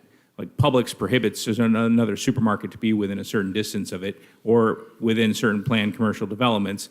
The plan, you can actually explain the PD that you cannot have any other uses. I think Walmart also has very restrictive guidelines as to who they allow within the centers where Walmart actually owns most of their own properties, and they restrict who can be within a certain distance of a Walmart. However, this type of a use, small site, and I mean, they're prolific. Unfortunately, with a use like this, they're really driven by the market, and they go where they see a market. So such any type of, we'll have staff do a review and make sure that we can come up with a thorough study as to what would be the proper mechanisms to properly regulate this and not run afoul of any of property rights that these uses do possess. okay. All right, thank you. All right, Edward? You did give me the budget dates. So I just have a couple items. I guess the first item, let me give you, we have set the budget. I have coordinated with all of you and met with all of you to set the budget dates. So I want to announce those publicly for the public. So our FY22 budget workshops will be July 19th at 5 o'clock, July 20th at 5 o'clock, and July 21st at 5 o'clock will be the workshops. On July 21st, that same evening, so at 5 o'clock will be the workshop. At 7 o'clock is the normal council meeting, the regularly scheduled council meeting. That will be the evening where we set the proposed millage rate on that date.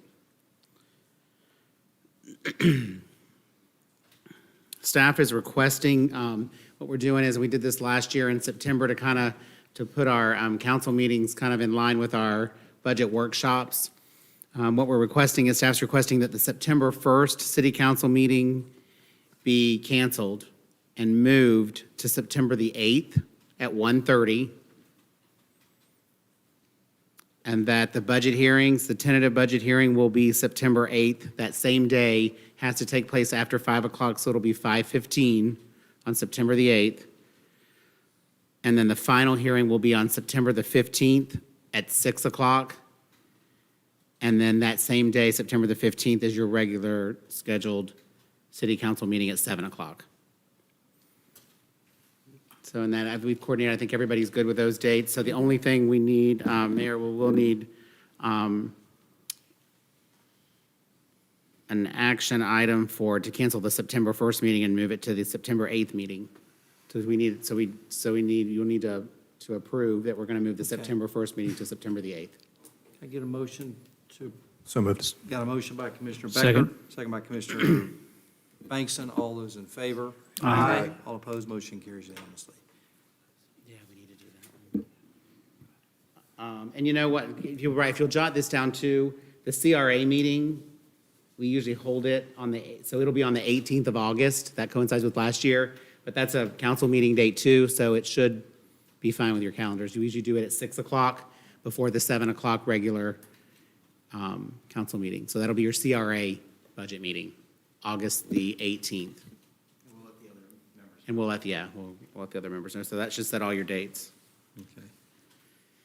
And that's at 6 o'clock? 6 o'clock. The only other thing, I have a couple quick things too. So we got word our rescue dollars our federal dollars. American Rescue. You remember, if you recall, our first number was 22 million that we were given. It is now, the number that the U.S. Treasury is telling us is 7 million.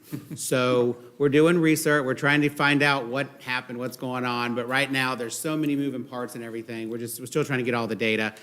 The packet's like this big to figure out how you can spend it, where you can spend it, what you can do with it. They're still adjusting that. They don't even have an official date put in the packet. They just said, here's a document on how you can use this. So we're going through all that. Florida League of Cities has been very good. They're going to keep rolling out some stuff so that we can make sure that we're following everything. I saw City of Winter Park has already created a list of what they're going to do with their money. So did they have pre-read in terms of how they can use it? I don't know how Because they're- No, I don't know how they were very prescriptive on what they were using their dollars for. Yeah, there hasn't been much guidance at all, so maybe they've come up with a plan Well, I and they're guess we gonna can take ask it them back if they come up, but I'm kind of hesitant to earmark or do anything with it until we have all the guidance on how it can be spent, which portion can be used for lost revenue. There's a big formula in there. Even the league is trying to figure out the formula. So we're going to try to get all the information, everything that we can get to make sure that we have all of the parts and pieces when we bring this money forward. But they haven't told you why we went from 22 to 7? No, they say that there was, the first set of numbers changed when the U.S. Treasury put their numbers together. Well, 7 So- sounds more accurate. If you look at the if you overall. take Orlando as being an accurate number at 50, I think they were 52 million, and you base it on their population, our population, 7 is close. Sounds more It normal. should be 11 based on strictly population numbers, but, we don't know. But along those same lines, I want to let you know, we're going to probably engage Gray Robinson to help us. We think there's a lot of money that above and beyond this money that we might be able to go after, so we might engage them on a federal and a state level. So you got straight direct dollars coming from the federal government that might be available. You also have federal dollars going through Tallahassee that will be available. And so what we're trying to do is, we want them to help us. I think we can handle the when it gets down to meeting with, Congress and with the state legislature. I mean, I think I can handle a lot of that, but what I need help with is just figuring out where these pots of money are. And so what we're trying to do is our team is trying to put together, like road infrastructure, water infrastructure, parks, infrastructure, things that, if all of a sudden there is, money out there that we can check that box, then we want to have, because we think it'll come down fast and furious. And so if we don't have these projects kind In of, place. in our back pocket, ready to go. So we're trying to put together, the whole team's trying to put together different projects that we can have ready on the shelf, ready to go in case there's something that we can try to reach out and get. They call it shovel ready. Shovel ready, yes. So anyway, we're going to probably, you'll probably see it next commission meeting. We're going to try to, engage Gray Robinson to help us with the billions and trillions of dollars that are floating around that, we ought to at least try to get our share of it, so. And then I have a couple other things I have. Commissioner Becker, you asked about the budget to actual report at the last meeting. What we have decided, I got with Vladimir, what we decided we're going to do is, each month you get your disbursement report. We're going to each month, along with that disbursement report, we're going to put a budget to actual report. So that's on the consent agenda for you each month. You'll have it updated every month. So it'll be out there for anybody that wants to see it every month. So we're working to tweak that report. Now we want to put something that's pretty easy to read, so that for the public as well, so that they can, that it's pretty easy to read. So we'll put that together. We've taken the one that we did last time, kind of tweaking that to put it together so that it's, a quick snapshot, at least so you can see budget actual every month, where we are each month, along with your disbursement report. So we do that. And I think that's all I have. Thank you, Edward. Michael? Will those reports be on the website, Ed? Just those reports, will they be on the website, available to the public? You know what, we can put them on there, absolutely. Okay. They'll be available in the agenda. When the agenda goes out, they'll be available to me, but we can put those on our website under the finance section as well, absolutely. Okay. Okay, I wanted to give a brief summary or update. The city is currently in the process of applying for the Small Cities CDBG grants, the Community Development Block Grants.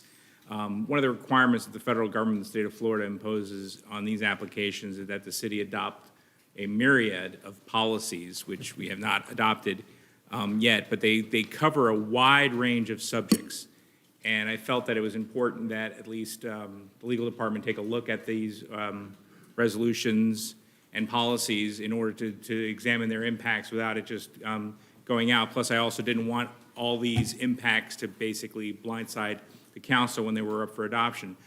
The subject matter ranges from there are policies that need to be adopted as specific as the use of excessive force by the police department when it comes to nonviolent civil rights demonstrations, as well as enforcement of state and local laws prohibiting the barring of entrance and exits to public facilities that are the subject of nonviolent civil rights demonstrations. I presented that red draft resolution to the police chief in order so we can both examine how, and my biggest concern was how that requirement, which has been part of the DEO and federal government and HUD's requirements for CDBG grants, how is that going to be affected by the recent passage of HB 1 under the state of Florida? When speaking with the chief, he had informed me that the city of Apopka did adopt an excessive force policy, so we should be able to incorporate the existing policies of the Apopka, of the police department, with the requirements that are needed for the CDBG grants. Other policies that need to be revised is there is actually a specific procurement policy for projects involving CDBG monies. We have drafted that to basically supplement our existing procurement policies. So you will see it is basically Part A, which is our normal procurement policy, and there'll be a Part B for CDBG grants. There's also a policy the city has to adopt both a minority business enterprise and a women's business enterprise policy and plan in order to encourage applications by small businesses that are either minority business enterprises or women's business enterprises. The city also has to adopt a affirmative action plan, which the language that most other municipalities have passed is somewhat consistent with what's located in our own policy, our personnel policies. So they should be able to easily reconcile. There are also policies involving low-income housing and such improvements that are used by CDBG monies to basically avoid what's called anti-displacement policies, so that owners do not displace low-income and moderate-income families from homes while they're either being renovated. So these are a lot of things that I thought I want to broach the subject with you so that you don't get blindsided when it comes time to adopting these. And if you wanted to ask certain broad questions before we then present these policies for adoption at the next city council meeting. So that was the update I wanted to provide to the council, especially in light of the certain legislative adoptions that were done during this legislative session. My second update item is that the fire department did have their union vote this past Wednesday, And there are now 2 bargaining units that have been passed. The IAFF will be representing the rank and file, and then there's a second bargaining unit that consists of 3, which is the next supervisory level up. At this point, now we've got a bargaining unit, and we'll proceed forward if there are going to be any basically collective bargaining when it comes to the firefighters within the city. Don't hold me to it, I can't remember the exact vote. I know that the mid-level section, there were only 3 eligible voters, and the vote passed 3-0. I believe the second might have been 78-6. 75-6. 75-6 among the rank and file, among the members, with several ballots that were not picked up by the firefighters, and those were returned to the state as per the state's requirements. So, and the vote was witnessed by members of the staff as well as the representatives of the fire union. So that's the current updates I've got. If you have any other general questions, here I am to answer them. Yeah, if anybody wants to meet with him about the CDBG, it's a complicated. It is. That I I've been will- reviewing a lot of the other local, because we're a part of the Small Cities CDBG program, I've been reviewing similar resolutions and policies that have been adopted by similarly sized or even smaller cities to ours, in how they've done it. A lot of the ways I've been really trying to incorporate a lot of the policies we already have, and that basically for the final result, when we move this at the next council meeting, your resolutions will basically be, we hereby adopt these policies. And a lot of them, I said, I've incorporated into the policies that we already do have, and I wanted to highlight them to the state to show that we are compliant with what is required to be eligible to receive the CDBG grants. Okay. But for the I'll new make time policies for you're you. gonna create, is it possible for us to get a copy of those? Yes. Well, Prior that- to the yes, city council meeting? the way I've currently drafted them is that the resolutions, the language of the resolution is we hereby adopt the policy that's attached here to as Exhibit A. So you're going to actually see the policy. If you recall, last year when we voted on the procurement policy, it's going to be the same way. You will receive your resolution as part of the resolution packet is the exhibit, which is the entire policy. So you'll be able to review the entire policy.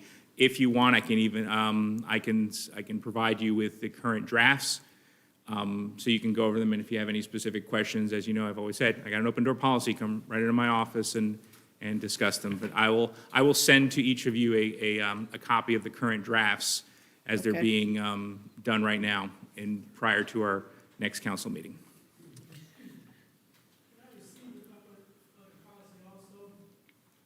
You can just call Edward Bass and he'll get it to you, absolutely. Yeah, you bet. Okay, thanks, Michael. All right, try to go through these fairly quickly.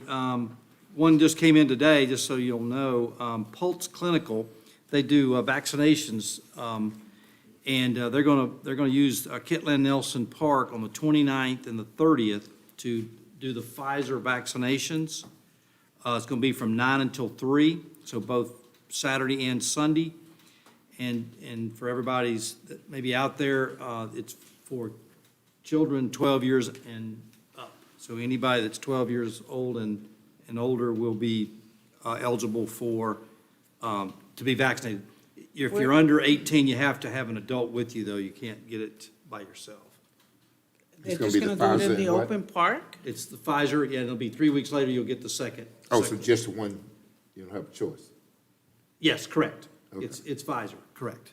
Yes, Commissioner Velasquez? I'm sorry, they're just gonna do that in the open park? Yeah. That's interesting. Yeah. So, okay, next up, the survey results you've got in your packet from the,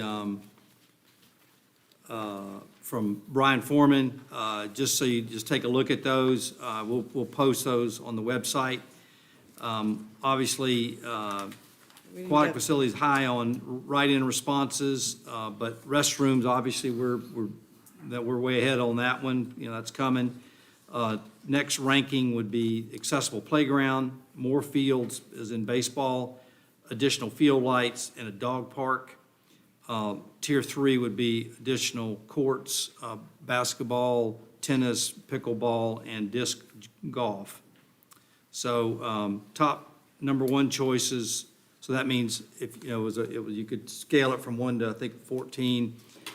Top number 1 choice is dog park, multipurpose fields, restrooms, and accessible playgrounds. So that's that. Trip to Tallahassee, I mean, that was in the paper last week, but it just happens, it was, you know, during an off week for us. I went to see the governor to plead with him about, you know, not vetoing our new Fire Station 6 for the 3rd time. We'll see how good I did this year. Also went by DEP. You know, I think we've got Sheila Oak solved. Now we've got to figure out the 436 Piedmont-Wekiva intersection as far as the excessive flooding. And so Orange County's done a lot of work on determining that there was a drainage well at that intersection. Unfortunately, it's three lanes under 436. And so DEP started out, they wanted us to dig up, or Orange County was going to dig up 436 to find the drainage well, to cap the drainage well, for us then to replace that with another drainage well. Well, not only we have to have 3 lanes of traffic be blocked, you know, while we're digging up the road to find a drainage well, which we're fairly confident has already been capped. You know, we're just wasting a lot of money. So my recommendation to DEP is, hey, guys, here's the paperwork. We've even done a sonar, so we feel pretty confident that there is a drainage well under 436. Rather than us spend the amount of money to tear up the road and gum up the traffic for a couple of days, why don't we use that money to try to improve the water quality that would go into the drainage wells? And just for everybody's information, a drainage well, as I always tell people, is basically a straw between the water coming off your roads and streets and parking lots that goes straight into the aquifer, which is not something we, you know, when that's probably less than, as the crow flies, less than a mile away from Wekiva Springs.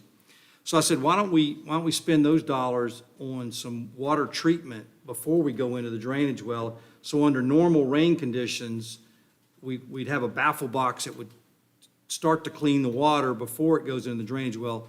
Obviously, under a heavy hurricane-type scenario, the water would bypass the baffle box and go straight into the drainage well. But that water, you'd have, if you got 10 or 12 inches of rain, it's going to be a lot cleaner than would be the 1-inch rain that you have, you know, after, you know, 2 weeks of no rain. So anyway, they're going to consider that and hopefully get back to us that it's something they can do. So I think it was a good trip, and we'll see what happens. Camp Weewa update. Still waiting. We should have a determination by the end of the week from the surveyor as to whether, you know, how many acres of land they actually have to sell that's developable.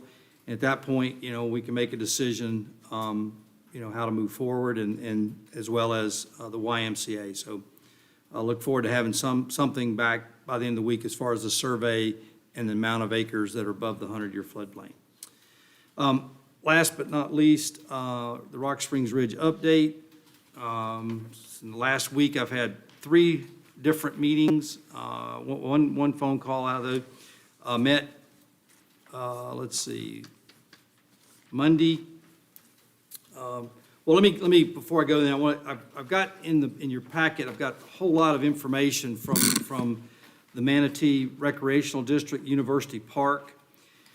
I made calls to all of there's 5 folks that are on that board, the recreational board, and contacted all 5 of them, got 4 of them to return the calls. And so what you have in here is you've got so operating costs, you got bond cost, you got, you know, what they've done. But let me run through a couple of things that that they brought up that I thought was kind of interesting. They paid $14 million for the property, and then they paid $16 million for the property, and they borrowed $24 million to do some additional improvements on the property. they have 1,100 homes versus the 1,320 that we have at Rock Springs Ridge. And they have a kind of a weird system. They have their HOA is operating. They also have a recreational district that is operating. And then they have another management company that is one member of the HOA, one member of the recreational district, and just a owner occupier in their recreational district. So there's a lot of redundancy there, which I think, in the meetings I had, after that, made the suggestions that, I think you could do it much more effectively, efficiently. So anyway, good meetings, a lot of information there for you just to take a look at. And what I've asked Michael Rodriguez to do for us is the ordinance in here, the ordinance number 1829 is their ordinance. And I said, rather than us reinvent the wheel if the members of Rock Springs Ridge want a recreational district, Michael's going to tweak this agreement to, obviously there'll be some things in there that don't pertain to Rock Springs Ridge. So we want to get this in a position that within 2 weeks that we can bring it back to the council for a vote. It's kind of which comes first, the chicken or the egg? Do we bring the ordinance forward and then let the members of Rock Springs Ridge vote on it? So my thought is that we'll get the agreement kind of put together, the ordinance. We'll share that out on our website. Then we'll have one more meeting with the folks from Rock Springs Ridge, community meeting out at the amphitheater to kind of get their feelings and blessings, and then we'll be working with Bill Cowles to put together an election. We got a cost for the election, I think I told you last time, less than $5,000. I just would like Bill Cowles to do it, and I think that's something that we can handle. So that gets us to this week. I had a meeting with Gary McSweeney and his attorney, Kurt Ardeman, and Michael Rodriguez, and kind of laying out the groundwork on what we think. I think we've kind of come up, that's the proposal. They think they want to go to the recreational district or according to the HOA. We're still, we're waiting on to get more information from. We need a couple of things to be able to move forward. Obviously, we're going to need an environmental audit on the properties around the clubhouse and anywhere the chemicals were, mixed. We need to get some kind of a letter of determination from St. John's Water Management as to the ponds, what they can and can't do with the ponds. And then at that point, I think we're ready to take it to the voters of Rock Springs Ridge. So I know that Kurt Ardeman, the attorney for the HOA, is talking about putting together a three-way agreement, which we hopefully will have sometime soon. I don't, because we initially talked about where Apopka would swap with Del Russo, and then the HOA would buy the property from the city. But he thinks he can put together a three-way agreement, which would be fine with us. A couple things that were also mentioned, the lease agreement, what are they getting for the $6,000? So, does any of that money go toward principal? Well, for us, the whole reason for having the lease agreement was to that would be our hammer for Rock Springs Ridge to make to buy us out of we're not into holding on to that land, so we'd like to get out of that as quickly, but if it's the will of the council, I could see us doing maybe 2 weeks, given the whole $6,000, while we try to clean it up and close, given that as, toward the principal reduction, maybe the next 2 months do half and half, and then after that, it would be a straight lease agreement so that it gives them more reason to close on that agreement. So then I had a call from Chad Barton, who is the partner with Del Russo, and he's agreed. One of the big concerns was the roof and the irrigation at the clubhouse or at the tavern. And Chad has agreed to replace the roof and put the irrigation in around the the tavern. So they've agreed to do that. And then the third just had a meeting with a group, a non-HOA group, just to talk, same kind of things, gave them the same agreements, which we'll have these posted, the agreements from the recreational district and kind of how they got to where they are. So with that, be happy to try to answer any questions, kind of where we're at. We're trying to move as fast as we can. I'm almost definitely sure that we're not going to be able to do this, have it on the tax bill by, we have to have it done by July 1st. I don't think there's any way we can push this thing fast enough. And I think people need to have time to kind of digest it.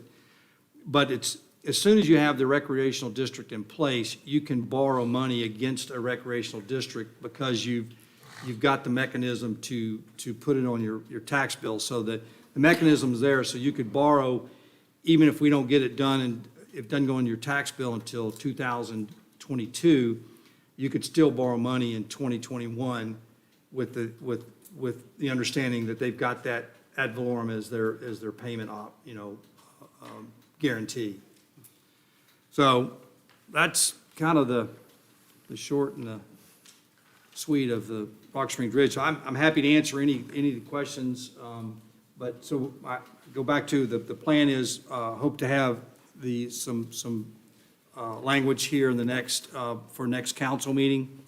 Obviously, any input we can get from council, anybody from Rock Springs Ridge, if there's things that as we put it together, we'll try to get it in the next week or so. So they've got plenty of time to take a look at the recreational district language, and then we're off to the races. What, you said the three-way agreement, what part of because currently it's a three-way agreement, right? Well, not really. It was, we were going to swap. We would own Rock Springs Ridge, the golf course. Mm-hmm. Then we were going to try to clean up we would turn the golf course from residential into recreational. We would also get all the lots that have two designations, the half acre and 1 acre lot designations, get them all cleaned up so that we could still do that simultaneously. But, so what you referred to before, is that a new three-way agreement versus what we were trying to do before? Correct. I mean, I didn't know, if it's possible, the problem with three-way agreements, then, one party gets out of whack, then the whole thing falls apart. If Kurt Arterman can put something together, and he's a smart guy, if he can do it, Well, explain the three-way agreement. that it would simultaneously go right to Rock Springs Ridge, the property, and we would take a note back for the money. So. Say that again?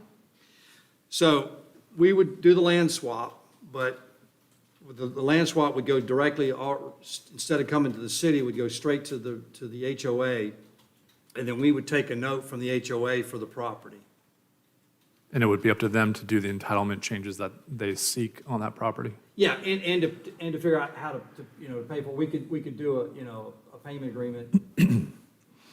And then a couple logistical questions. So Manatee County's ordinance, the election that you're talking about with cows, is that for formation election or election of officers, assuming that we pass formation and just the onset of the form? Okay. Correct. Right, if I could clarify, what would occur is that the ordinance, upon adoption, you wouldn't be adopting the ordinance to take effect. You would be adopting an ordinance to put it on the ballot. Correct. And it'd basically be like, it's a ballot question. So so what I'm seeing is the byproduct of that, I'm using Manatee County as the example. What I'm seeing here, the ordinance is the byproduct of that election. Well, Manatee's was different, just to differentiate, because in Manatee, there are two ways of creating a district. One is by petition, in which the residents within the district petition the city council to pass an ordinance. That way, that one goes residents first to city passes an ordinance, you have a recreation district. The other option is city writes the ordinance is then a ballot question, which then the residents vote. If they do not receive a majority of the votes, the ordinance fails. Gotcha. So, and the election would be a complete vote by mail election. So you would not be going to a precinct to vote. Every resident would have a ballot sent to them, and then they would vote by mail. One of the last total, and there's a provision in state statute that allows a complete vote by mail. One of the last ones last year, well, let me rephrase, no, sorry, 2019, Volusia County had a ballot question in regards to a half-cent sales tax for environmental properties, which was done completely by mail. And So it would be goes- the similar format. And it goes straight to the supervisor of elections? Yes, supervisor election would completely run the election. And cost-wise on that first go at it, is that city expenditure, is that the Rock Springs Ridge? I think we Okay, because, yeah, on the, what you had provided, the cost of the election for the board vote then becomes, in their language, it was borne by the UPRD, which would be the equivalent of the recreational district for Rock Springs Ridge. And then is there any, what's the relationship of the RD to the HOA board? Is there preclusions to disallow membership on both boards? How does that work? That is something that we would be working together with the HOA on determining. There can be, we actually did discuss this. I did discuss this with HOA's counsel, whether it's an option to create a clause within the ordinance. And again, the ordinance would end up being the recreational district's charter, whether there would be a prohibition of dual office holding, which meant that when a member of the HOA, an officer of the HOA cannot also be a member of the Board of Supervisors of the Recreation District. That's something to be discussed among councils, but that would be it could be a provision to have that dual office holding, that we would deem HOA, being a member of the HOA board constitutes an office for prohibition of dual office holding. Yeah, the closest comparison I can make is like our sitting on the CRA board as well as our city council. I mean, there's shared interest there.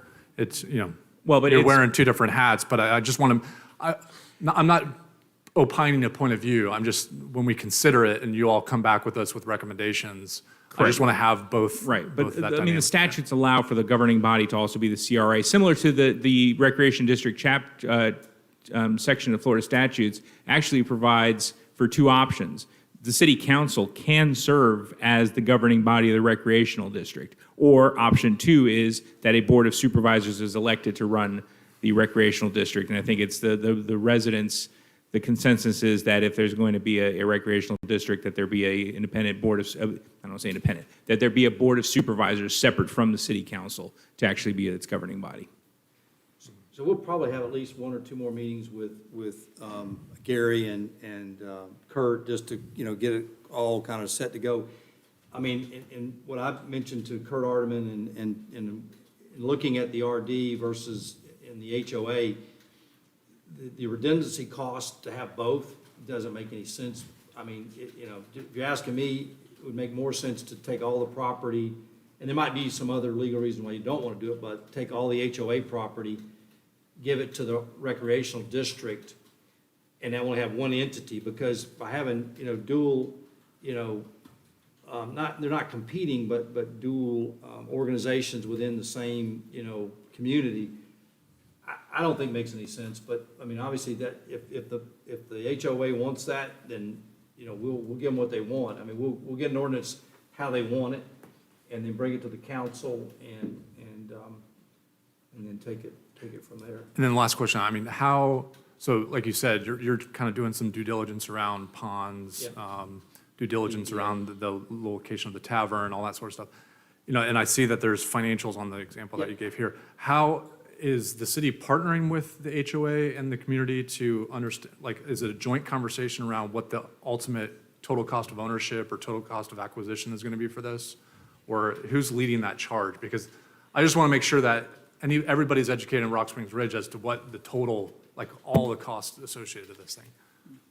I'm not sure that that's our responsibility. I think that should, because if we go out and we come up, if Edward goes out and looks and we don't come up with the right numbers, it's not, because when we turn over the keys are the residents of Rock Springs Ridge. They're not the city of Apopka. So the due diligence as far as operating any of those costs after, the deal's closed, I think that's for them to decide. Because one of the things the recreational district for Manatee told us is, listen, they borrowed 24 million on a $16 million purchase. He said we should have borrowed 30 million and had more money for more amenities that everybody's asking for. we're not telling them what, I mean, I don't want to get into the business of telling them what they want to do with the property. They could obviously do golf, they could do nothing, they could do, paths. I mean, so it's for the recreational, or for the Rock Springs Ridge residents to figure out what they want to do, and we'll help guide them to that point, and then let them, at the point that they own it, then they can decide, but the only thing they told me is that, listen, guy, whatever y'all do is, if you think you're gonna borrow, if you think you're gonna put golf course back in there, you don't wanna borrow $2.5 million or $3 million with no money left to build a golf course. I mean, if that's any consideration. If it's not, then just borrow the $3 million and be done. But, so they said, just having additional money gives you more flexibility in what you can do, if you want to put a fitness center in, a pool, or whatever you wanted to do. So that's for them to tell, that's for them to decide, not us. I think we're just giving them the mechanism to do it, and the authority to go out and bond, at really extremely low rates. And so the faster they can do it, based on some of the rates starting to bump up, I think the better they're going to be as well.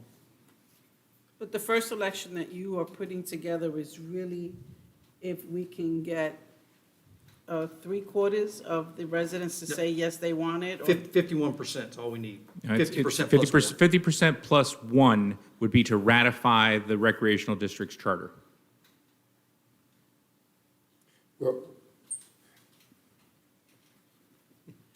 I guess my question is, when is the original vote going to take place that the Rock Springs Ridge residents Right. want to do this before we even get to the recreational district? Well, we wouldn't even come to a point without entering into such an agreement to move forward. If the association, hypothetically, if the association can't get a consensus, Well, that they can get the never residents to taken move place. forward, or if it gets put on the ballot and only 47% we don't get a majority, the ordinance fails, there's no recreation district. But then the city's stuck with a golf course. No, I think we were going to make the vote contingent is part of, that's why there would be a three-party agreement, so that without there being a vote, there's going to be that contingency where we won't get stuck with the property. Then we'll be at the status quo. Yeah, it's not easy. You went to the meeting last night, and so we can talk about it, because you went last night. What was your feeling when you went to the meeting? I could not go last night, and I'm referring that question to Alexander Smith. Well, I guess I was a little confused, because I was still waiting to hear when the residents was going to vote that this is what they want to do. For us to move forward, because For us to move forward. Right. And that question still has not been answered. Well, I think if we embark on the election that the mayor is speaking about, I think, to me, and again, I'm talking from my side, the vote for a RD is in fact a vote for whether or not you all want to go through with the transaction. I mean, it's one and the same. I mean, because again, I'm sure Manatee County wanted to have some assurance before they embarked on a formal ordinance in creating this district, that there was some sort of buy-in from that community, that's in fact what wanted to transpire. Well, the other thing is the HOA could theoretically buy it without having an RD.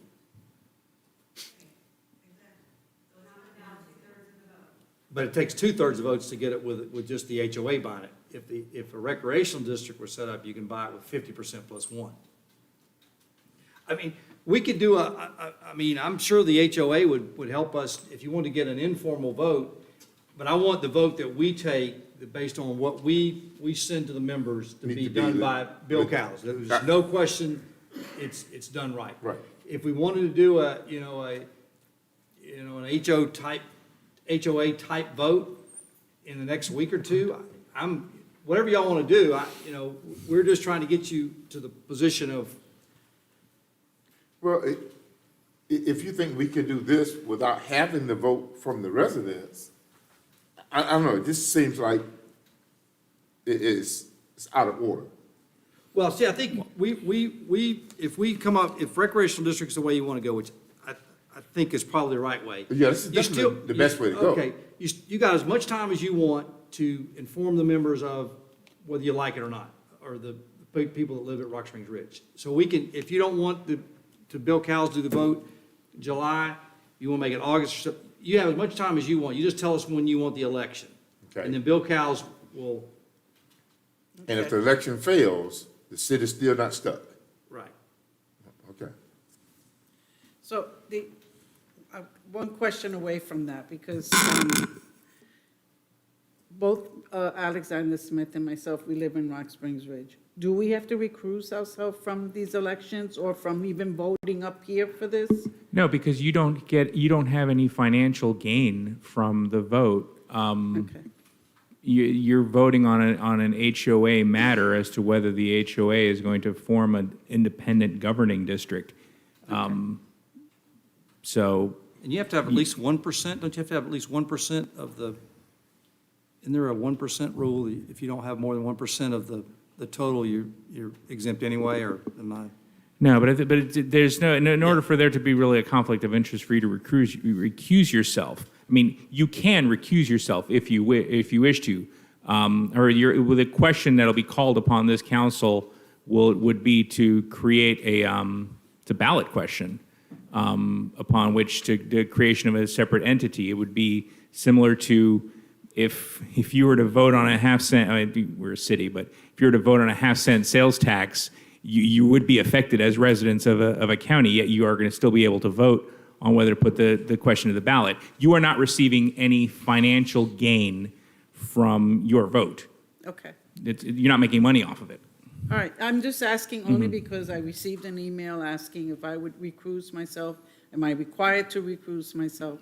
So you answering the question, I can publicly say that myself and obviously Commissioner Smith, who also is a resident, we do not have to recuse ourselves, that we can vote, not only at the level of the community we live in, but we can also vote as commissioners here. Correct. That's what you're saying. Correct. You're voting on whether to call the ballot, to create the ballot question. Okay. And then you will be receiving The ballot. the ballot in order to vote whether or not to create a recreational district. But however, your vote will not result in a pecuniary gain to you. You have no financial investment in the deal in order for you. It's not a decision that's going to be based on any type of financial gain on your part. It's a ballot question. Well, I appreciate the answer. So publicly, who's ever watching, I don't need to recuse myself. And I guess another question that came up at the meeting also was, who's going to pay for the cleanup of the contamination and for? Well, that would fall under with the recreational district. We could go for the brownfield. I don't want to put the cart before the horse to say who's going to pay for a cleanup when there hasn't been a determination whether or not a cleanup has to be made. But that's just lawyer me. I don't want to conclude that. But that would be if there are certain remediation that needs to be done, that will be a subject of any type of an agreement between the parties, whether it is the current owner's responsibility to clean it, or whether the future owner will take the responsibility of doing the remediation, and if then they try to apply for certain grants or any other financial assistance to aid in the remediation of any potential contamination without stating whether or not there's contamination there or not, because there's no conclusive answer yet. Does that sound like we'll bring something back in 2 weeks for your review, and if you've got any input, Michael will have something next week. We'll meet again with the HOA, but obviously, anybody will, want to sit down with Michael and go over the agreement, the recreational district agreement, and we'll definitely have at least 1 or 2 more meetings with the HOA board and Kurt Ardeman, and try to iron out any other details. But I think we gotta. Do you meet with the entire HOA board when you meet with them? No. Okay. Just Gary. Okay. And for clarification of what we've agreed upon, the HOA's council will be drafting the first draft of the three-party agreement. We're drafting the first draft of the ordinance that would basically be the recreational district's charter, and then we'll exchange and go over and review and revise accordingly. So if you're asking me to give you a copy of the three-party agreement, I'm not. The HOA's council will be drafting the three-party agreement, I'm drafting the ordinance. Oh, so you're drafting the ordinance Right. and the HOA There- is The HOA is approving? going to be drafting, is incurring the drafting of the three-party So agreement. is that available for, to the public? Is that available if residents Not want to until see that? not until it's submitted to us. While it's still being drafted over there, it's not a public record. It's actually the work product, the attorney. Once it's submitted to us to review, then it'll become a public record. And then it becomes a, Right, and but as then- soon as until he gives it to us, it's not a public record. So would that be available to the residents before we create the ordinance? Once we receive the draft and we begin our review and revisions of the draft, it does become, it's a record. It's part of the legislative history of this transaction. Okay. But not until it's submitted to the city itself, yeah. Okay, so once you get it, because it's not you drafting it, it becomes public record. Once we get it, once we have it, and we are then doing the comment and revisions, and it was submitted to the city, and it becomes a public record of the city. Until And we, that can be given to the residents if they require through public request. Anybody can get it, yeah. if a public record request is made for a draft of the three-party agreement, then it is a public record. And they can see that and actually review it before you create the ordinance for the city. Well, they're two. It's two different documents. They're two completely independent Oh, documents. two completely? Yeah, Okay. yeah. Okay, so when you get that agreement from the attorney, would you notify us? Sure. Okay.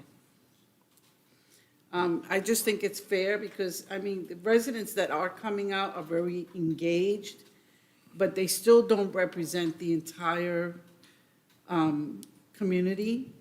And I just want to be fair to many who are kind of relying on, and I know that Commissioner Smith has been approached, as I've been approached. I mean, they literally come knock on my door or they send me a text. And these are the people that are not showing up to the HOA meetings because they're busy and just kind of relying on us for some reason, and as they should.